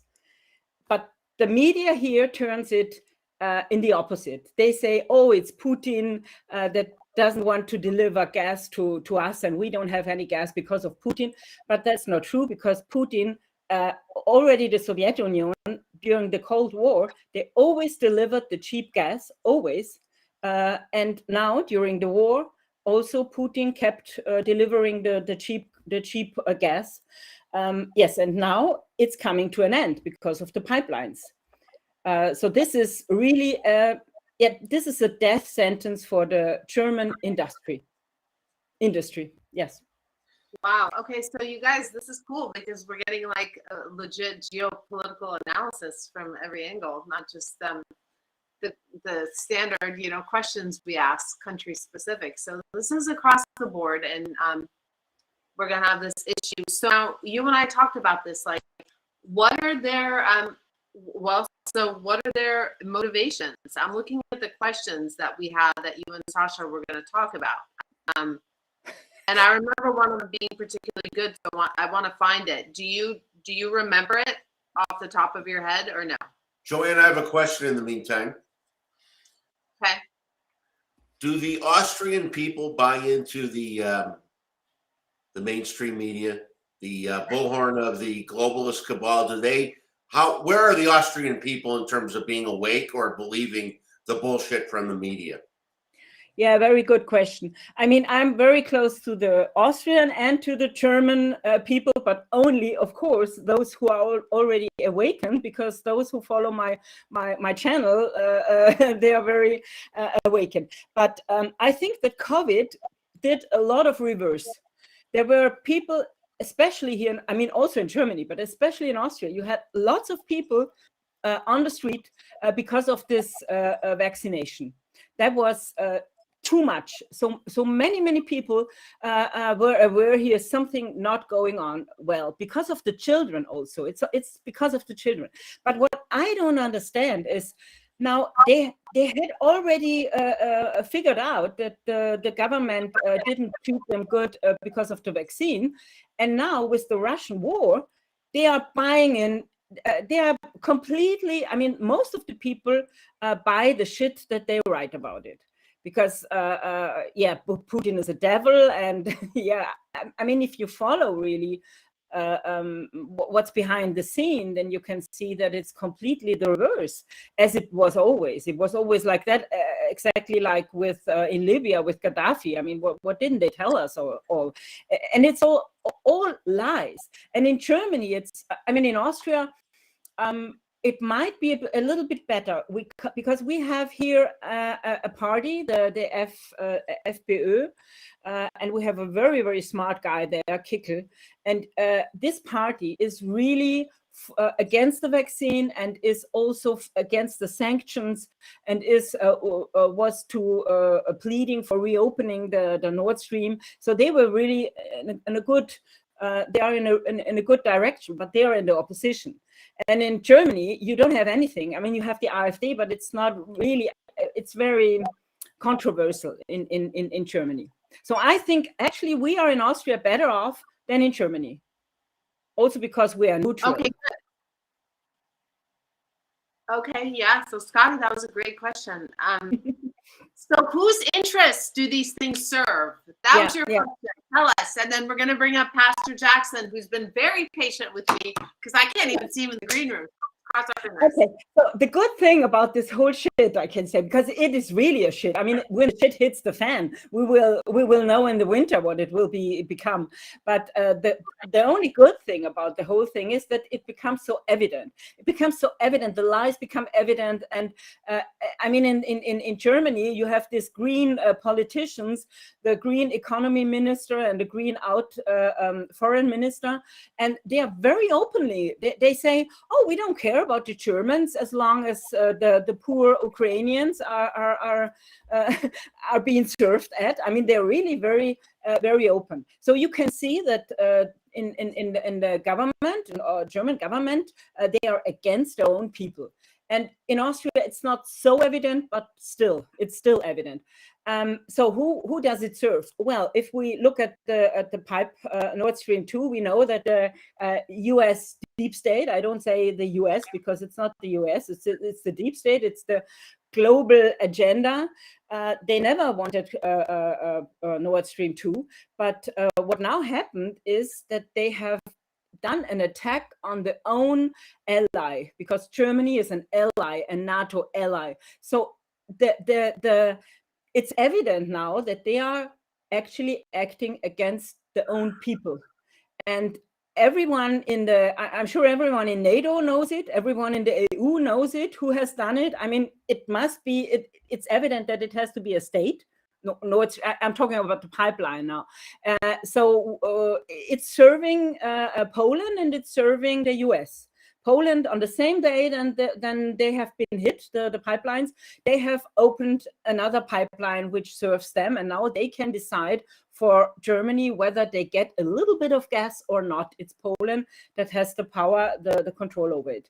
And of course, the US, I mean, the US government I'm talking about, they are not hiding it. I mean, they say it openly. Biden said it. And so it's actually not a secret. And it's something that never happened before, to blow up a pipeline, which is partly in the possession of the Germans. I mean, it's a German pipeline, but also the Russian state, of course. So it's the two, and that's state terrorism, actually. So it's a red line which is crossed by that. Well, the Austrian people are really good people. I've spent some time there in the bed and breakfast and outside of Vienna, and they're very welcoming to me and to my American friends that were with me. And I'm glad to hear they're waking up and they're coming around. They're not believing the lies because as we know, your mainstream media, Germany's mainstream media, they're all owned by the globalist cabal. They're all the mouthpiece for the cabal. They're all the bullhorn, and I'm glad to hear the Austrian people are waking up. That's great news. What would you say to the rest of the world outside of Eastern Europe, Austria, and Germany? What can we do to show our solidarity? Is there anything we can do to show our solidarity with you in Austria? Well, I actually think that it has to become as bad as it will become, because otherwise the people won't wake up. It's always the same. If you don't have, I mean, they are talking already about that you will not have enough things in the storage, food shortage or whatever, and that you have to have something in the garage or wherever to store it, and of course with the heating. So I think it will be necessary. It's a little bit like after World War II, when in Germany everything was broke down, and then you had the people working together to build again. I think it must. I don't think actually you can do anything. The only one that can do anything are the Russians, and they have. Putin has already said there is one pipeline still going on, and he will transfer gas if Germany and Austria will say yes. It's the pipeline number 2, the Nord Stream 2, and they say no. I mean, it's hilarious. It's crazy. I think it must become really as bad.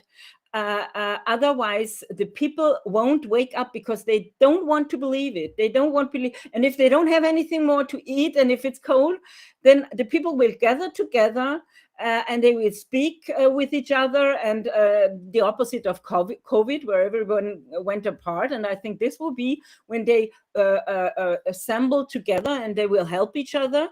And this is where we will have a turning point. I think the turning point will not come sooner as this doomsday. Yeah. Wow. These updates from Europe, you guys, I feel like between the two of you, you gave our audience such a good picture of what's happening there. I know we've been focused on the USA, and we've been focused on the elections that are coming up. And so I'm just so thrilled personally. I know Sasha is too. Scotty, that we've had this discussion. So Pastor Jackson Lahmeyer did make it into the green room. Catherine, you gave an amazing update. We cannot thank you enough. And thank you. I follow you anyway on Telegram, so I'll keep at it. And where can people find you? They can tell me. They can find me on YouTube, Catherine Turner. I don't know. Do we have the name somewhere? How it's written, or shall I type it?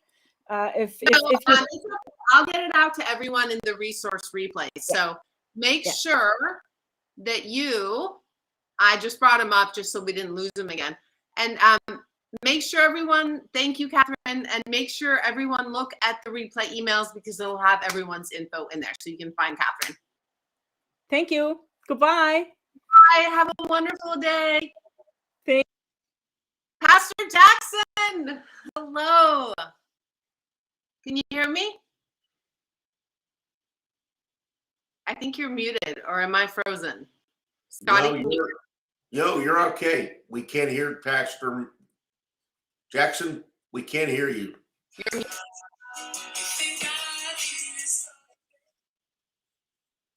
Is he playing a song for us? Or is he muted for real? He's muted. You're muted. Hold on. Okay, so you guys, just so you know, you are muted. All right, so Pastor Jackson, I'm going to butcher his last name, I'm pretty sure. It's Lahmeyer, right? He's hearing me because he's laughing at me, but we can't hear him. Scotty, you can hear me.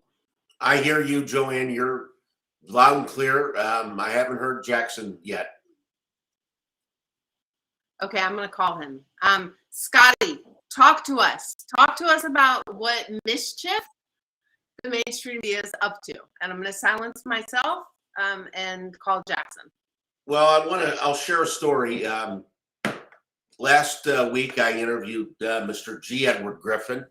Everybody knows him as the author of The Creature of Jekyll Island, probably the best book ever written on the central banking system and the Federal Reserve.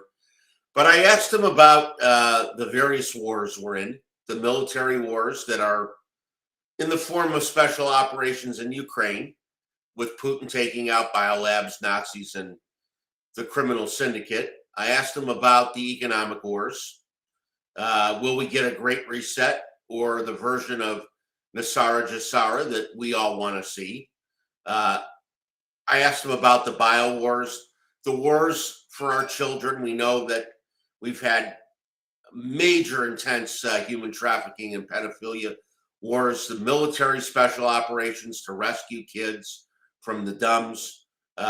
They've been conducting for years now, starting in the Trump era with military going underground into the dumps, rescuing children, SCOTUS sending abortion back to the states, which is a huge win for pro-life. I asked G. Edward Griffin about the war on our elections, and it came down to the information war and the spiritual war. Joanne, those two wars, the information war and the spiritual war, which we're winning, I asked him, are they enough for us to just completely eliminate the cabal? Are we going to be able to win the information war, gain the cooperation of we the people at a level that completely accepted when the truth comes out, and the truth is received as the truth rather than as conspiracy theories? Will we win the information war and the spiritual war? His answer was, we already have won those wars. I would agree.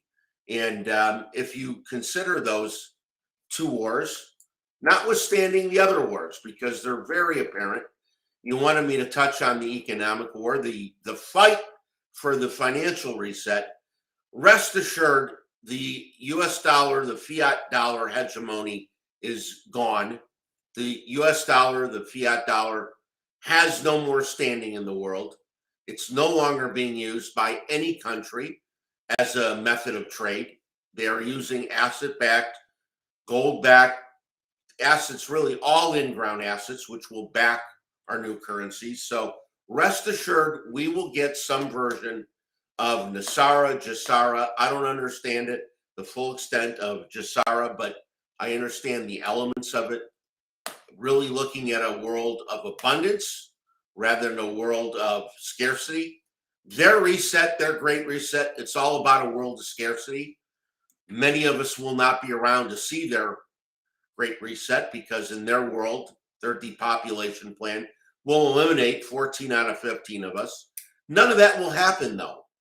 Because we are winning the info war and the spiritual war, all these other wars are going to come into play. And if we haven't won them already, and I would argue we've won most of the wars except the bio wars, as long as we're still losing people to the jab every day, I would give the cabal a win.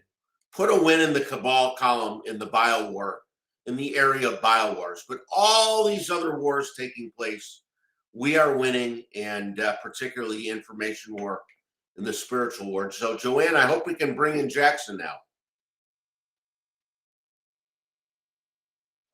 Are we still there? We're trying to get Jackson to fix his audio settings, so we're going to hang up Kristen. Jackson, I'll call you back momentarily, but if you can the settings, and if you can find the audio again as soon as I get Kristen up and talking, okay? Kristen, and she better not have any tech issues. Yeah, I don't think so. Where is she? There she is. Nope. Everybody. Kidding. Oh, great. There we go. Hi. There she Oh, is. Hello, Kristen. Hi. So nice to meet you, Scotty. So great to be here, Joanne. Thank you. Yeah, well, you had video and audio trouble on AGN 19, and you couldn't get on. Did you have any tips for Pastor Jackson? Because Yeah, I did actually go the old school. problem. I know I went the old school way to definitely plug in, and it's made all the difference in the world, you know? Oh yeah, it does. It does make all the difference in the world. I think we should all go totally old school. So, Kristen, I've talked to you a million times. I adore you. I don't know that I could do the intro justice, but I will say this, because I do a lot of meditating and frequency management, whatever. And your book sounds right up that alley, right? We're heading into like a very mystical quantum financial reset. And you've been a personal wealth management advisor for 30 years, right? And this is stuff you picked up along the way, and you wrote this amazing book. So why don't you tell us about the book and everything that ensued, and then we can ask the questions that we hatched. Oh, thanks so much, Joanne. Yeah, I've been in wealth management for 30 years, my whole life. I even grew up earning my allowance when I was 5, explaining the markets to my dad. So, but during 2008, I had a watershed moment of my life where I saw the crisis coming. And even though I got people out of the market, it was so heartbreaking to see all the rules not be true. I knew I was missing something in my worldview. And that took me about 9 to 12 to 18 months to find out what I was missing, which is the way money is truly created, that it actually comes into our society. And so it's the perfect segue with what Scotty was talking about, because it is the money that we're using that actually creates and sustains this illusion of scarcity. And we are right on that precipice where we have the opportunity ourselves to change everything. We don't need anyone in politics, even in economic control or doing any social redistribution to do this, because the ancient wisdom of how to do money correctly is now coming back into the consciousness, and we're going to be able to do it in scale and scope with blockchain, but we don't even need blockchain. So we know that money, and today we're using borrowers' debt as our money. And this is the problem, because we are totally dependent on borrowers to create debt in order to have any money at all. So even the money that typically the Fed creates just goes on the back of the banks as reserves, doesn't come into the circulation system. And this is what creates booms and busts. And now they've created legitimate inflation, just as the other guests were saying, because they shut the pipelines down, they turned off the energy, and they fuel demand by actually sending helicopter money to people. Now, we could easily end that just by opening up supply. But what's even more beautiful is that the knowledge, truly the knowledge how to do money correctly, is in this book that took me 10 years to write. I went all the way around the world to find out exactly how to do money correctly, which every civilization, when they had a Renaissance period, they knew how to do it. It was backed by production. And, you know, when we're little, we're taught that money has to be scarce to have value. A few years ago, I had a great time to meet Mr. Griffin from Jekyll Island in Aspen at a blockchain conference we were both talking at. And I said to him, you know, this is the way you go forward, because we can't really go back to gold money in our society. It's often been inflated. Bitcoin, in essence, is digital gold, but it's not money. And he agreed, you know, we're going to go back to production-backed, asset-backed money that way, that communities can do, states can do. It's going to be Wildcat Banking 2.0, and it's truly coming fast and furious, just at the right time. Kristen, I want to tell you about a friend of mine in 2009 was working for Google Earth, and he was doing a study. He didn't know the reasons why, other than it had something to do with the valuation of 209 sovereign nations' currencies. So they were doing a study of the in-ground assets of these 209 countries on the premise that it would be those in-ground assets and the production of those assets that would lead to, let's call it, asset-backed currency system. But you agree that the U.S. fiat dollar hegemony is over.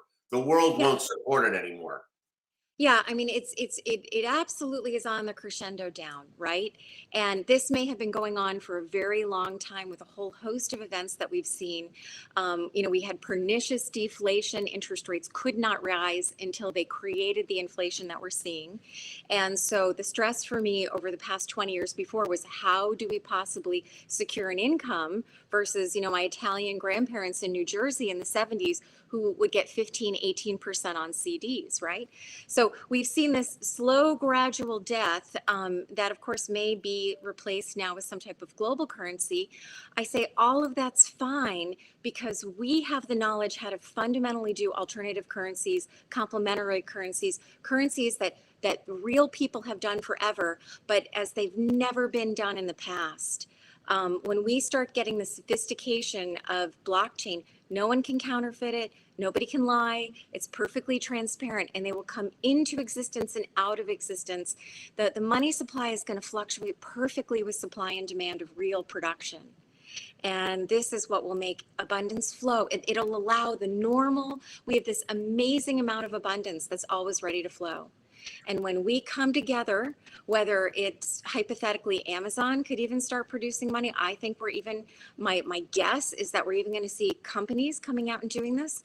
But more importantly, we can do it. In the month that my book has been out, 5 communities have already contacted me. People are so ready for this to do their own complementary currencies based on the real principles of just backing the value of the money by production and having it flow in the supply and the demand. And then it came over. It really is a future of abundance or scarcity. There's nothing else. It's the two. I love the title of your book. Kyle Kemper, who has been on Arise Guerrilla News and has been on my show, Sovereign Radio, he is brilliant. His bailiwick is building new systems, whether it be a financial system, a medical system, an education system, on building new systems. And I think he has it right. He says they probably need to be based on 2 things. They need to be decentralized. The centralization by government isn't going to work. And they need to perhaps be on the blockchain, which gives us that open accountability. Would you agree they need to be decentralized and perhaps on the blockchain? Well, they will be decentralized. You cannot contain that because wealth is inherent inside of us. And people are, so if we're leaving the hierarchical structures, the new sort of geometry of the world we're creating is like the flower of life. These interlinked circles, which is naturally decentralized and can have scale and scope as we determine. And I do absolutely think it's going to go on the blockchain, and people might have different views of that. But I'll tell you, if anyone turns the internet off, other people can turn it on. There are lots of people shooting up their own satellites to put their own blockchains on them. And, at the very beginning, even if we had a worst case scenario of the grid going down or these kinds of things, when we have the right understanding of money and we're in these beautiful circles of exchange, humanity immediately is empowered. And that's the fundamental structure that's going to sustain us and bridge us to this beautiful world that's waiting for us. Oh, yay. I know. I can't wait to read your book once it's audio because we talked about this. The book is coming hopefully in 2 weeks. And the book really, it's written sort of like an adventure story. It's a true story. It's narrative nonfiction, but it shows us exactly how to do this. So it will take you from, I think this audience is much more educated, but it'll take most people from heartbreak of, wow, everything we believe is sort of not true, to this unbelievable future that I believe is unstoppable and just whispering to us, waiting for us to take that, take control of our lives now. Okay, now, and I am apologizing. It's a blanket apology to everyone who's been on this entire time, and to you especially, because I'm just doing it while you're talking. I'm looking at my phone. You guys know why I'm doing that, right? Because I actually have to look at all the things that are happening, which is a lot. So what I was doing right then, Kristen, is I was checking the questions that you and I went over. I think you actually answered 2 of them, and one of them, I think we're going to have to tackle and almost do a standalone piece. And I know you're going on Lazarus Initiative in 1 week. Everyone, I encourage you guys to check out lazarusinitiative.com. That's one of Sasha's other projects. Kristen, you're going to have a much longer segment, right? Yeah. Definitely. Yeah. We actually, Well, Bank of England money thing, I'm going to leave because we don't have time and we need to fly through because obviously we're a little late. But I think the other two questions we answered, right? Yeah, definitely. And I mean, I think the thing where people get concerned about governments controlling this, when we control the money first, which absolutely can be done, we get control of our government again. It can't be done the opposite way. You have to get control of the money first, and it 100% can be done. And it's a lot easier than people think. And this is, the people of England before 1694, when the Bank of England came, they did it for they did it for 600 years. Consciousness is here, and we've got more information and we have more tools. So we're standing where no other civilization has been before. And you can see we're in the birth canal. We are being birthed. So that's really, I think, the most important point. Okay, well, I'm so glad you finally made it on. We've become friends through this whole process. I'm going to well, Jackson's already here. Can you hear us, Pastor Jackson? I can hear you. Can you hear me? Yes. Yes, we can. We can hear you. And Kristen, I'm going to take you out, and I'm so glad. Pastor Jackson, how do you pronounce your last name? I've never known. Is it Lahmeyer? Is he? He froze. He froze. Maybe we should bring Kristen back on. Maybe she was. Let's try him again. There, he's back. He's back. Okay, can you hear me? Yes? I can hear you. Okay. Cool. How do you pronounce your last name? Because I keep German messing it up. last name. It's Lahmeyer, like lawyer, Lahmeyer. Okay, well, everyone, this is Pastor Lahmeyer, and I actually messaged him myself. I remember seeing you when we were on tour. You were with Lee Dundas a couple of times. You just had kicked off your campaign. So Pastor Lahmeyer's coming to us off a pretty brutal campaign. Not brutal, right? But just an intense, contested. It keeps dropping in and out. Shoot.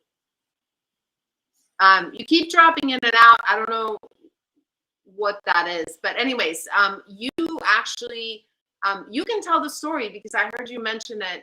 I heard your podcast on Unfiltered, and you described it so well, how you got kind of caught up in the whirlwind, and before you knew it, General Flynn was endorsing you, and you're running in Oklahoma against, is his name Langford? He's like as establishment Republican as he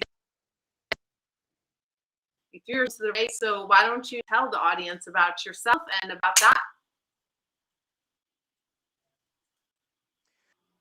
A great church here in Tulsa, the Sheridan Church, and my owners as well. We got 5 kids, and so we just living life. And I was state of our country after January the 6th, and General Michael Flynn gave me a call to the U.S. Senate, and I thought, that's not in the game calls and give you an order. You learn to say yes, sir. And so jumped at the time of my life, got to meet so many great people. The legendary Roger Stone ran the Mayor Rudy Giuliani, became a good friend, and Sebastian Gork, and just so many other great patriots. And I met so many people in the state of Oklahoma, and it was did not win the race. However, we won because we made an process. As a pastor, I signed over 55,000 COVID-19 for people all over the country. We helped save thousands and thousands of jobs. And so we learned something, if we fight, we'll win. And, I had an incredible, who knows, maybe one day I'll do it again. Yeah, and I loved your honesty on Unfiltered, talking about because, and I don't want to sound discouraging either, but I feel like Scotty and I have actually talked about this, just the reality, because I worked in Washington, D.C. right after college, which I don't recommend because it'll jade you for life. But it is these campaigns, you know, something you said on the podcast, which really resonated, is, you know, a lot of these politicians, they put their energy into raising money, not into meeting the people. And then, you know, you can buy TV ads and you can get your name recognition out, because cutting through the noise is what, 90% of the battle. And so what is your advice for Freedom First candidates? Because Major Malloy, huge victory. Carrie Lake, we know, had a huge victory, but I'm on an activism level in California, and I see my friends like Cordy Williams who are, you know, trying to push through. You have any advice for those candidates?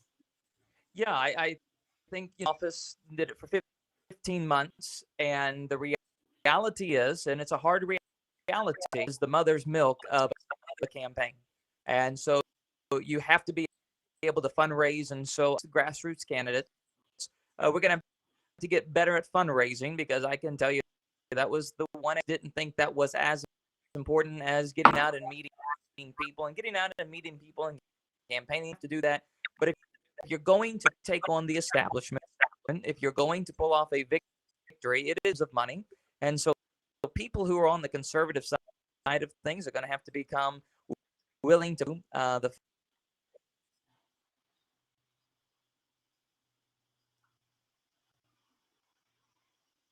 Scotty, is that me or is that? No, that's him. They're messing with his signal, I think.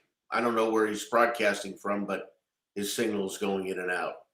Well, we'll try to bring him when he comes back up. Liz is back, and she is a pro. She is a producer, so if she feels my pain, I'm going to try and call her. Guys, got me. Yeah, I do. Wow. Pastor I'm but do you hear me? You. I do. So, well, you're live, but your face, your beautiful face isn't showing. I know, because curious case of Coos County. I have a deadline. And the heck out of this. Chain with your next conversation, Alan. It has everything to do with Oregon. It's pretty spectacular. Part 2, really found, but right now that close to epic. Hello, everybody. How are you? I was on with my friend Mel. No, Liz, my question is are you intentionally not showing your face, or because we see your there she is. Yay! Okay. I was showing you a curious case of Coos County at Bay right now. Oh, I don't see that, because I can't. Oh, you can't because of the sun. But you guys hear me now? Yeah. You got Yeah. Okay. There's a delay, so just speak in such a way that you know that there's a delay. Does that make sense? So don't rush through your words. That. Got it. Copy that. That. There's a reason we're producers, Liz. We're not. we're not. Exactly. How are you? All right. So I in the hot seat, but so I just texted Dana to bring her on, because election integrity is a small, amazing world, and she's going to come and talk to us because serendipitously she actually appeared in your documentary. Okay, so why don't we get back to the questions, since I happen to know what they are. You've been in mainstream media for I forget how long, many years, a decade at least, and then you also did live sports broadcasting, if I can remember.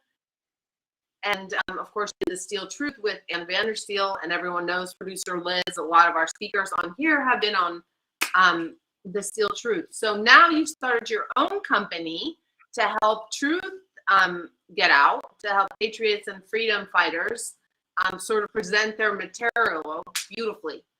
Tell us about your company and what prompted you to do that. I really believe in right and not. And I think the best way about that is people a voice, right? And I was able to and put a there to be a lot of information through a few NDA that I the scenes quite a bit that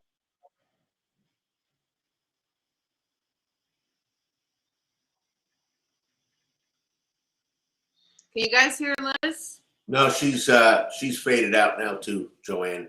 So we're having trouble with other guests. That's really interesting how much trouble we're having with all the guests. And guys watching for the Rise Guerrilla News family, we may be broadcasting via StreamYard next time you see us, because it's odd that we've had no problems with certain guests and so much trouble with others. I'm going to bring up Dana. She's worked with Liz. Anyway, Liz comes back on. I'll bring on. Right. Dana's been waiting forever, so let's just bring her on up, because you guys, she is doing awesome things. And Dana, I'll let you introduce yourself, but I will say this, because I think a lot of people saw. We live stream. We let's just all go on a quick bowing to the shrine of Dr. Frank. Oh yes, absolutely. Yeah, we had an event here with him in San Diego. He is making. It's incomprehensible to me, the brilliance of this man. Scotty, are you with me on that? I am with you. He is when it comes to the data and election fraud, he can put the two together and make a case for election fraud like nobody else. Absolutely. Dr. Frank is helping people. I mean, really, you just pay for his flights out. He's doing it pro bono. I mean, he's a true patriot. He just wants the truth out. So can you hear me okay? Yeah, Yes, so far so good.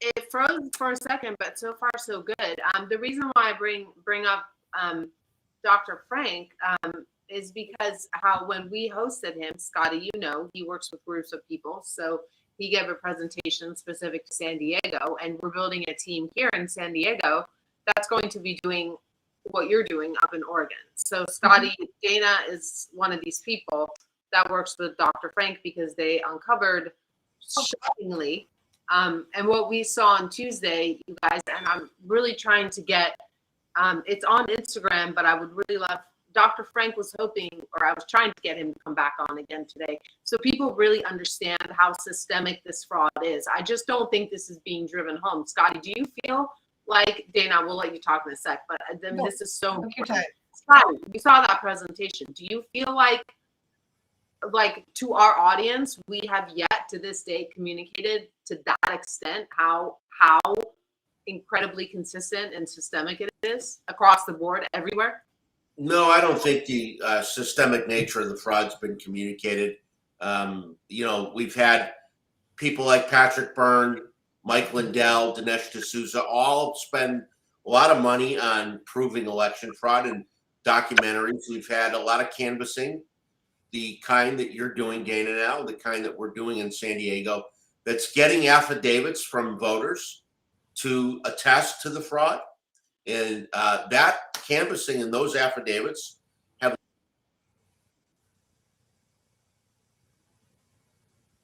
they've literally been able to shut down machines in some counties over these affidavits, proving election fraud. And in other counties, the fraud is going to be prosecuted. So we're making a lot of headway. It's a slow burn. It's a slow process, county by county. Everything happens at the local level, folks. We can't take our country back at the federal level. We got to do it at the local level. And what you're doing, Dana, why don't you tell folks about the canvassing and what you're doing to uncover the fraud? Okay, well, first, my name is Dana Hindman Allen, and I live in Oregon, and I actually just got off the campaign trail. I ran for Clackamas County Commissioner, and really with the lockdowns, violence, and riots, many grassroots, just to give people a picture of Oregon, a lot of grassroots patriots ran for office in this cycle, and some have gone through to the general.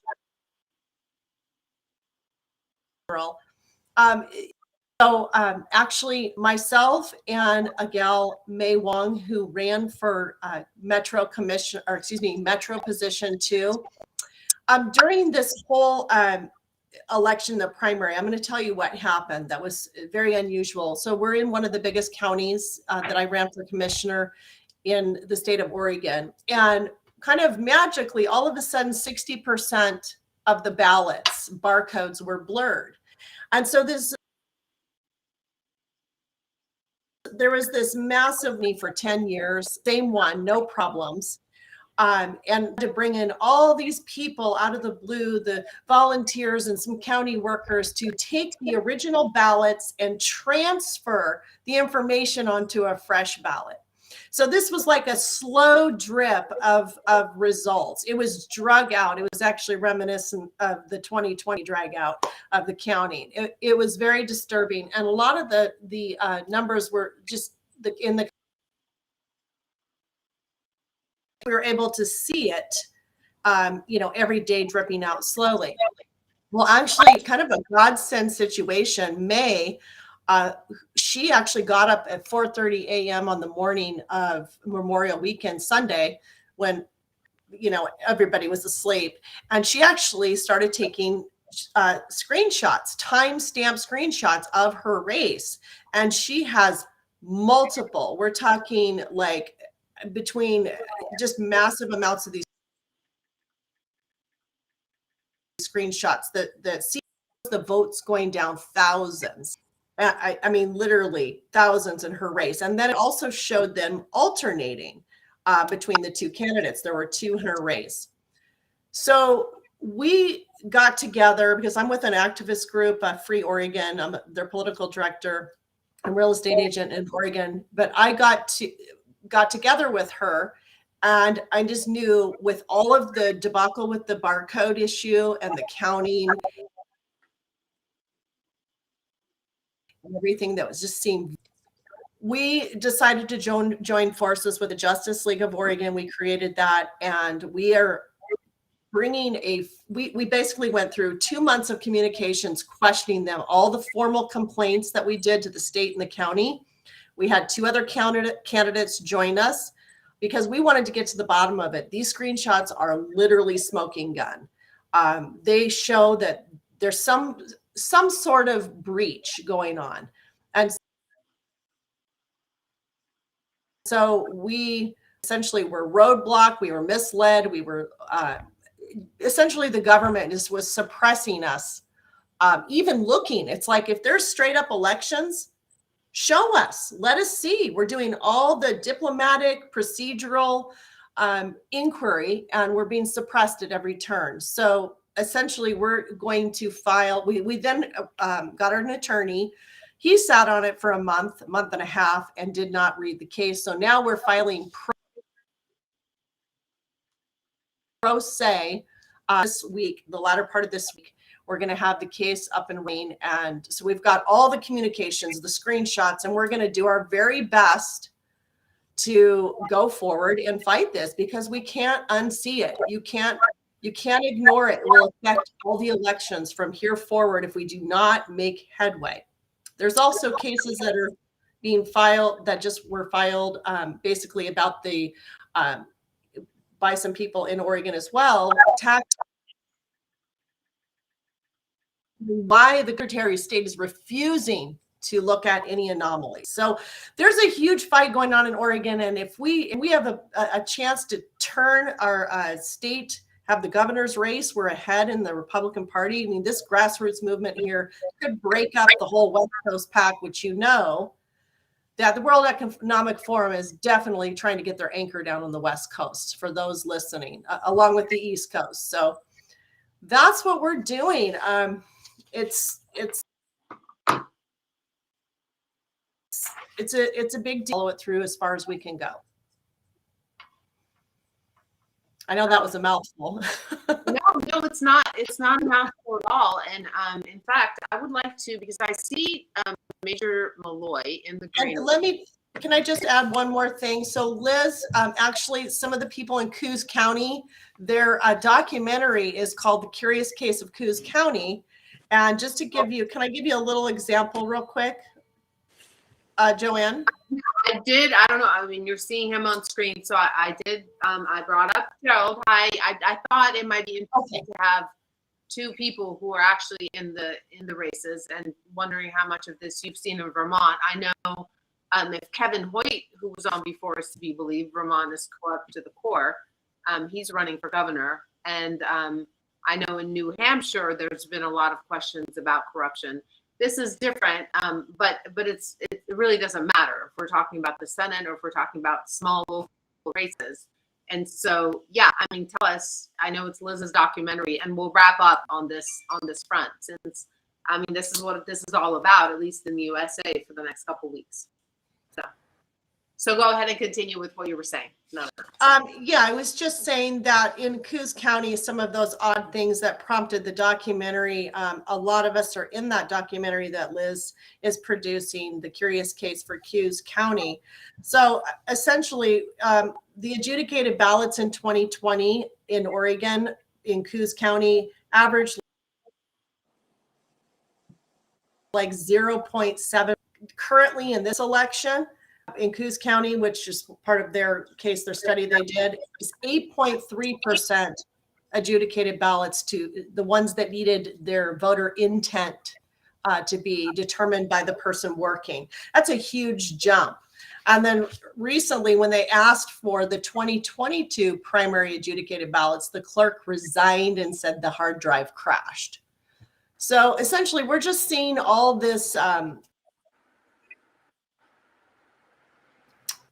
bizarre, I mean, because we're really tackling at the local level here in Oregon, and it's what needs to happen all over the country to be able to break up the system, whatever system it is that's going on.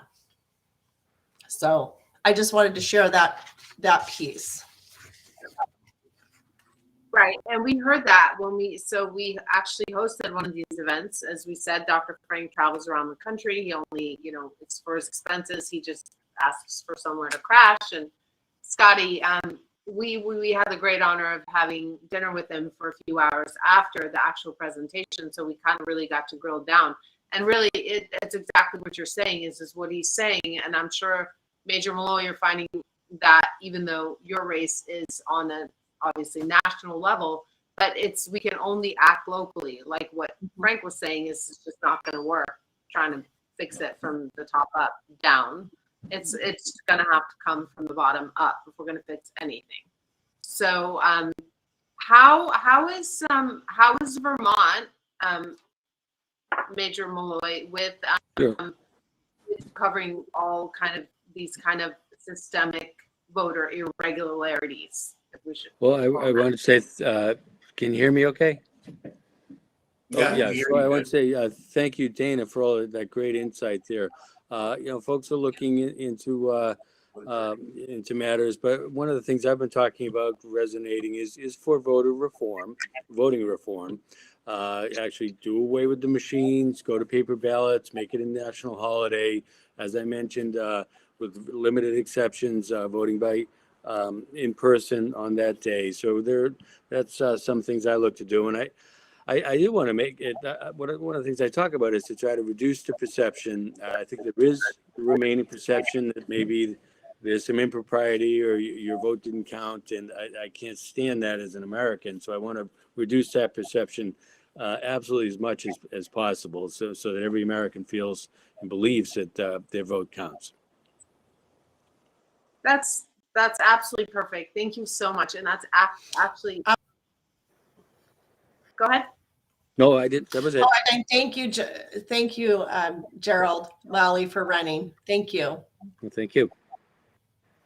Thank you guys both. We probably, Scott McKay was making a valiant effort. I just want to let everyone know. that he doesn't seem like he can make it on, but he did give it the, what's that saying? He gave it his absolute, best shot. So I think we're going to wind down the show here. Scotty can take us out, but I want to say on this voting front, since I've been the one largely kind of working on the election integrity part of AGN, this is so key, you guys. It might seem kind of like, I know, especially since we have a worldwide audience, Sasha really keeps an eye on that, and I, by extension, do as well. But as we have said over and over and over, America has a bit of a pulse of the Middle Earth, and what happens here reverberates right throughout the world. So this is really, really important, and what we are hoping to get the message out, and we'll keep repeating it and repeating it and repeating it. It is really critical to vote the day of, or as close to the day of as you can. As I know, you know this inside and out, Dana. If you've seen Dr. Frank's presentations, you guys, Scotty and I saw them. It blew my mind, and I've been following this. I mean, it is literally a predictable pattern everywhere. The differentials between the excess of extra voters that they have, right? Am I saying that right? That The phantom voters, you're talking about the kind of the reserve voters. Yeah. Filling in the gap so they can make it up. But the thing is it's this, you can literally follow the identical graph, county to county, state to state. So there's like literally a formula that's replicated across the board that they apply everywhere.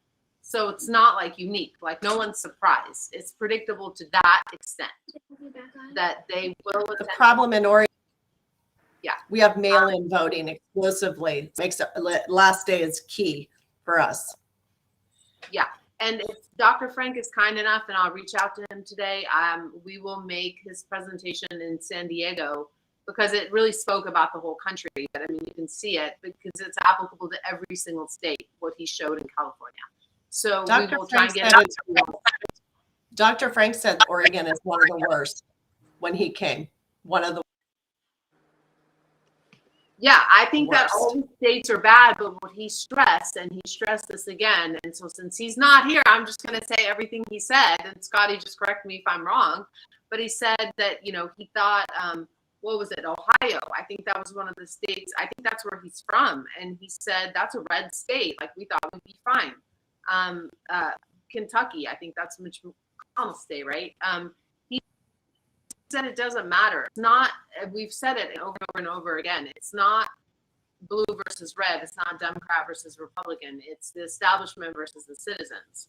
And there's a machine, and there's a system in place that is cheating. And so we can almost look at it like that. It's a giant AI. But this is no joke. It's like, I've never been the type to be dramatic, but I think it's definitely time that we get this info out to people. And Dana, I know you're definitely in the trenches, so we commend you.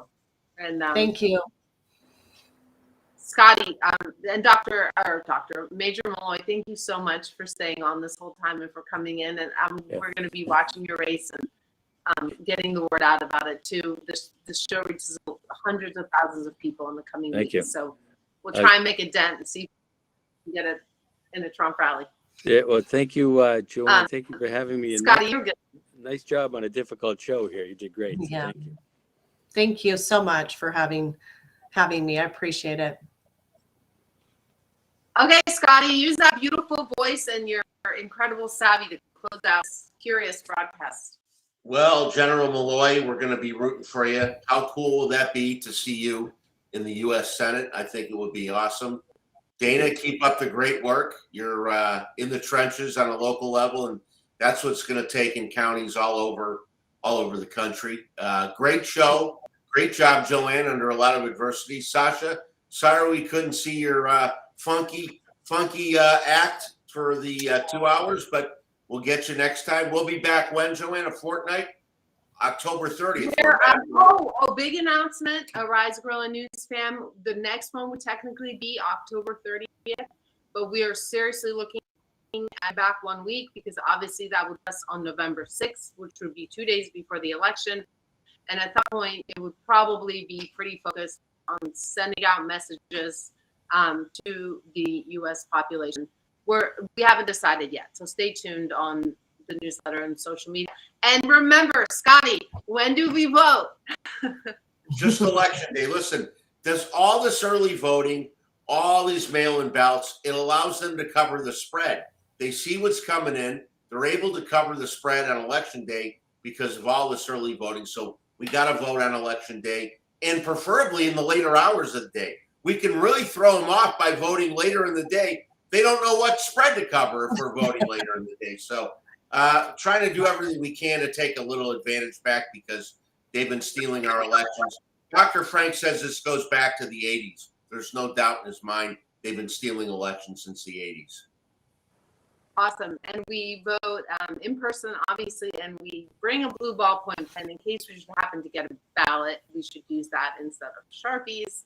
And you guys stay peaceful at all costs. I think that's the number one thing. If this turns to violence, I'm echoing, of course, Patrick.